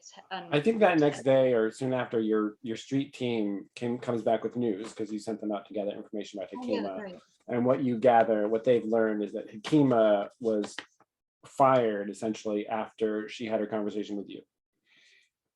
So she no longer was the middle person for whoever hired Hakima to hire somebody. After your conversation with Hakima, she was kicked off that job. So the job must have gone to someone else. Does that make I wonder sense? if that's my fault. Yeah. Do I know if it's my fault that she got kicked off the job? You don't know, but maybe you could make that. You could possibly presume that. It's for a later date. I want to get Hakima to work for me in the future, so that's why I'm wondering. Because eventually we're all going to be working for that. But I do want to get Hakima to work for me, but Yeah. we will deal with that later. A mystery that remains in Alexi's mind is why Abir is so important here, because even drunk Abir, though maybe we can find that out later, even drunk Abir was not like, oh, if only, Alexi didn't seem to be able to get any, secrets out of him. And so why this guy is worth so much remains a mystery to Alexi, because the shop has nothing. I mean, the wand is a treasure, right? And is a pretty amazing thing. But if it was just the wand, okay, but wand and a murder, like, There's something else going on, yeah, that we didn't. right? Is we it didn't really Abir's find out about. wand? Is it actually his wand? Is he actually a magic user underneath? But then, coming home, like you've been told people are out to kill you, and is he stressed? Is he anxious about that? Is he drinking to, kind of do a little self-medication and drank too much? I don't know. But I don't feel we know that, and I don't think when you guys tossed this place, it doesn't sound like you found any clues of like, oh, he's secretly in with the, whoever's. No, the only thing we found real interest was this wand, Yeah. right? And he did seem to really be very curious about knowing which of the three targets kind of put the hit out on him. So maybe there's something else there, but I don't know, guys. I'm mystified. What he Really? wanted to know was the three people he named were the brokers. He wanted to know which one was the one that gave you the information. So those Yeah. three people were not the potential clients. They were the people. Right. Yeah. Just to be clear about that, they were the middle people. And Jason, I don't know if you saw it in the chat, but we established that Layli never told Alexei who how she came about this, just that this job was offered to her. Okay. Do you mean like? And okay. Nabil never even bothered to ask. Okay, right. Or So inquire Alexei into that. genuinely just knows that Layli told him that this was the case, but Layli did not say that it was Hakima of the two names. Okay. Great. Plausible deniability, I guess. That's right. Can go a long way. Maybe at some other point we'll take another mission to figure out who's trying to kill a beer. Yeah, no, I mean, that's still there. And hopefully with a willing client this time. I mean, for a dark, rainy night in Munhadir as a film noir, we had a very difficult client, though admittedly, I blew like most of the roles I made tonight. But now maybe he'll feel threatened. He lost his wand. He's Yeah. got a threatening Murder note. note. He'll be like, we want to hire you now. That worked out pretty well. And you guys were awesome. Like, man, the chases, the whole, yeah, so good. All right, let's wrap up. And as far as the magic wand goes, we can do it over Discord or whatever, try to suss out. But maybe it won't be as involved. and as now we poor know, Andy's attempts to like figure out what that necklace does. And we've got a researcher on tap, so we know his work is always good. Yeah, let's see how that goes. Yeah. Just hire him, keep him on retainer, and put him up in the tower. You know. All right. Multi-classing cleric and magic user, solved a problem with magic and advanced your cause. We got vengeance for our little friend in Invoke. You keep saying vengeance, but vengeance isn't part of Zemdrak's deal. I mean, Alexei might be, maybe there's going to be a schism and Alexei's going to like start a different. Oh my God, it sounds Splinter like Church. Splinter Church of the Vengeful Earth God, which could be a thing. I Yes, think yes. though that any portfolio of any deity includes striking back at those who've hurt their acolytes. Like, I can't imagine a lot of deities would stay in the deity business of like, oh well, I'm sure you're going to have some turn the other cheek guys, but I'll like, give you Zemdrak- Buddha. Yeah, but I don't think Zemdrak's a turn the other cheek kind of guy. Yeah, no, I hear you. Great. I love it. Like that's clearly an aspect of Zemdrak now that we're in this bar. So you get Jason, I don't think I'm going to have very many nights where I'm actually going to get both of those things to fire. So I'm going to take one. Yeah, take it. Thief, solve a problem with stealth or trickery. Totally. The one that immediately comes to mind. Well, I mean, breaking into the house, but like catching the runaway Alpharon. Plenty of problems were solved that way. Sounds good. And Ranger, pursue a quarry, right? Like get closer to a quarry or reach your quarry. Yep. Totally did that. Traits, Layli. I'll argue that Layli continues to be idealistic and that like she just could not understand like why Abir like did not value Vlastimir's life. And I will admit that in that moment I was like, we should just kill him actually because like he's not showing repentance. He's got a shop full of valuables, might as well take him out. I came very close. Yeah. All right. Oh man, we almost fulfilled the contract on our own. I know. Oh God. Without getting paid. Alexei, traits. Kind and greedy. I would say Alexei's genuinely trying to help Abir and is the whole for sure. Yeah. Make tea for the drunk wet guy. Absolutely. And greedy, Alexei was definitely trying to negotiate some fees here instead of it being an altruistic thing. So I would say, yeah, I think traits wise, Alexei was probably pretty good. Great. Nabil.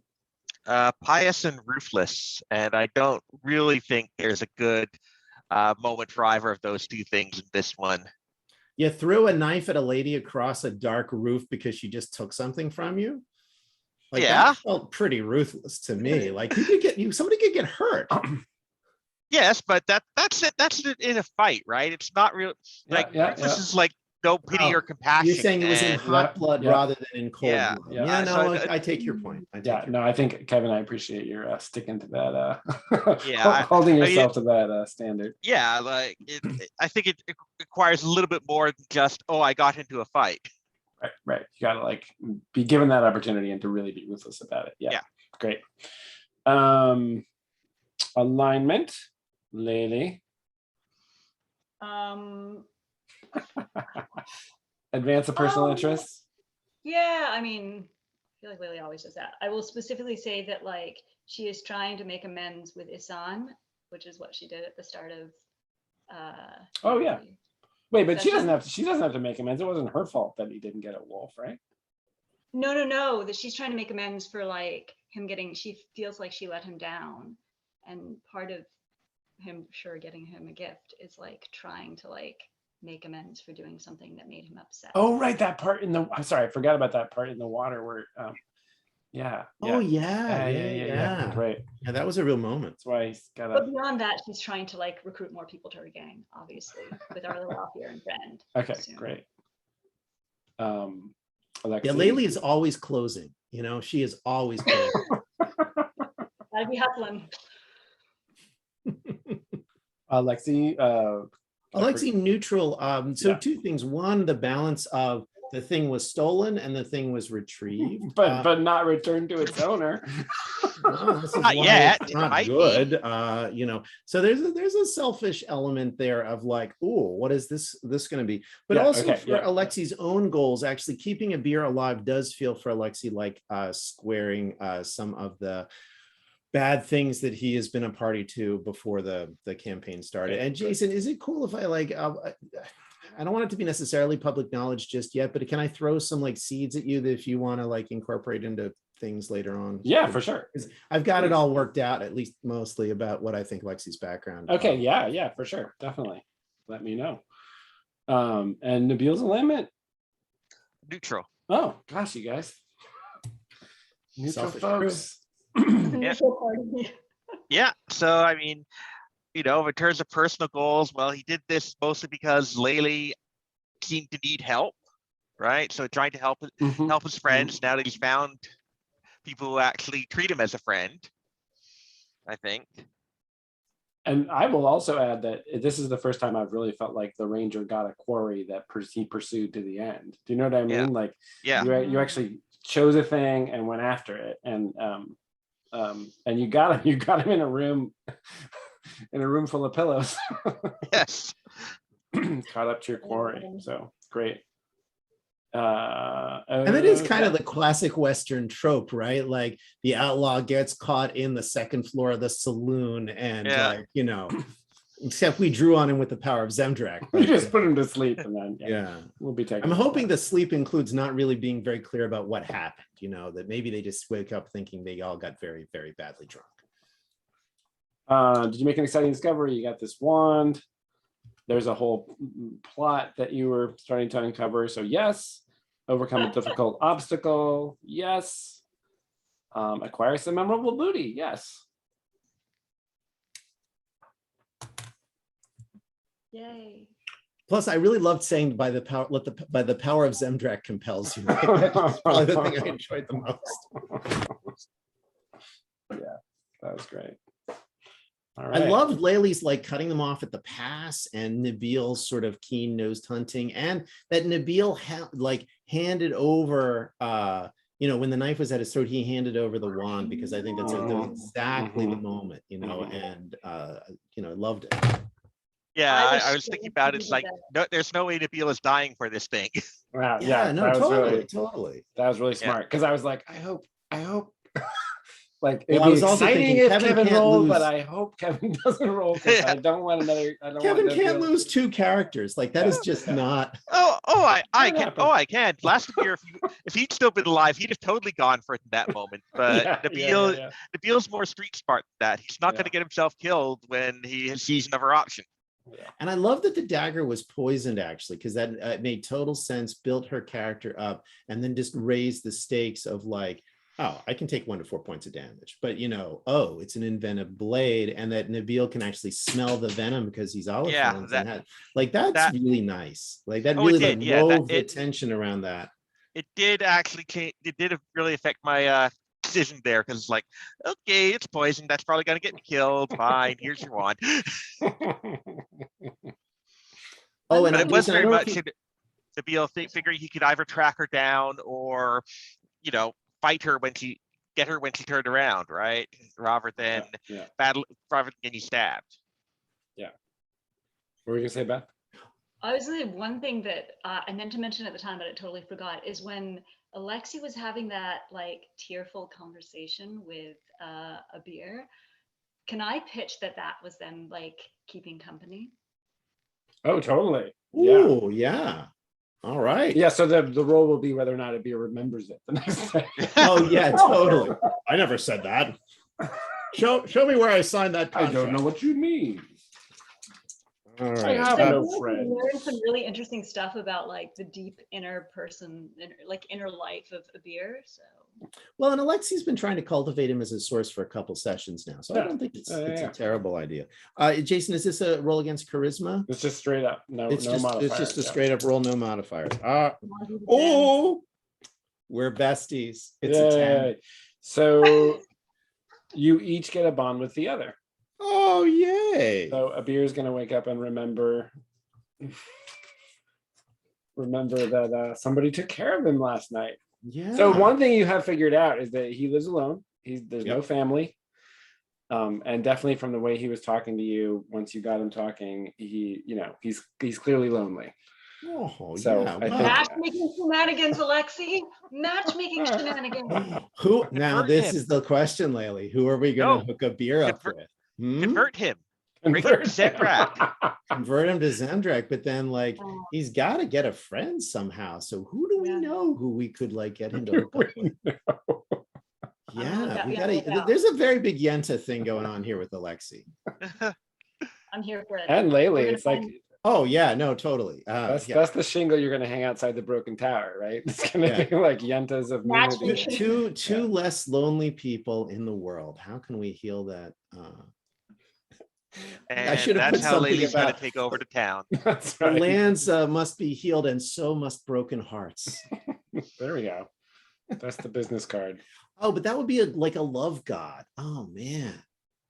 Now I'm thinking like another character at some point, have somebody wear the creed, like it is like you're a priest of Aphrodite or something like that. So you're just trying to get people not necessarily Yeah, to smash up, but to like just to kind of connect and do matchmaking. Oh my gosh.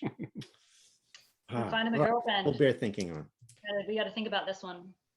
You guys were great though. I mean, it was super fun watching all the shenanigans in the apartment, and I loved the time of it where he's coming down the street and you guys are like rifling the place and like, what do we have time to get done? And then dropping the key out of the window was great. And Nabil like saying, no, this is my court, because you think about like we went across like a quarter of the city, and Nabil got his man.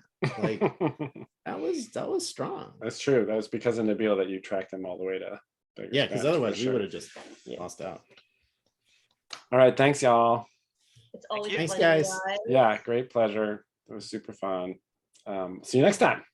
Yeah. All right, good night.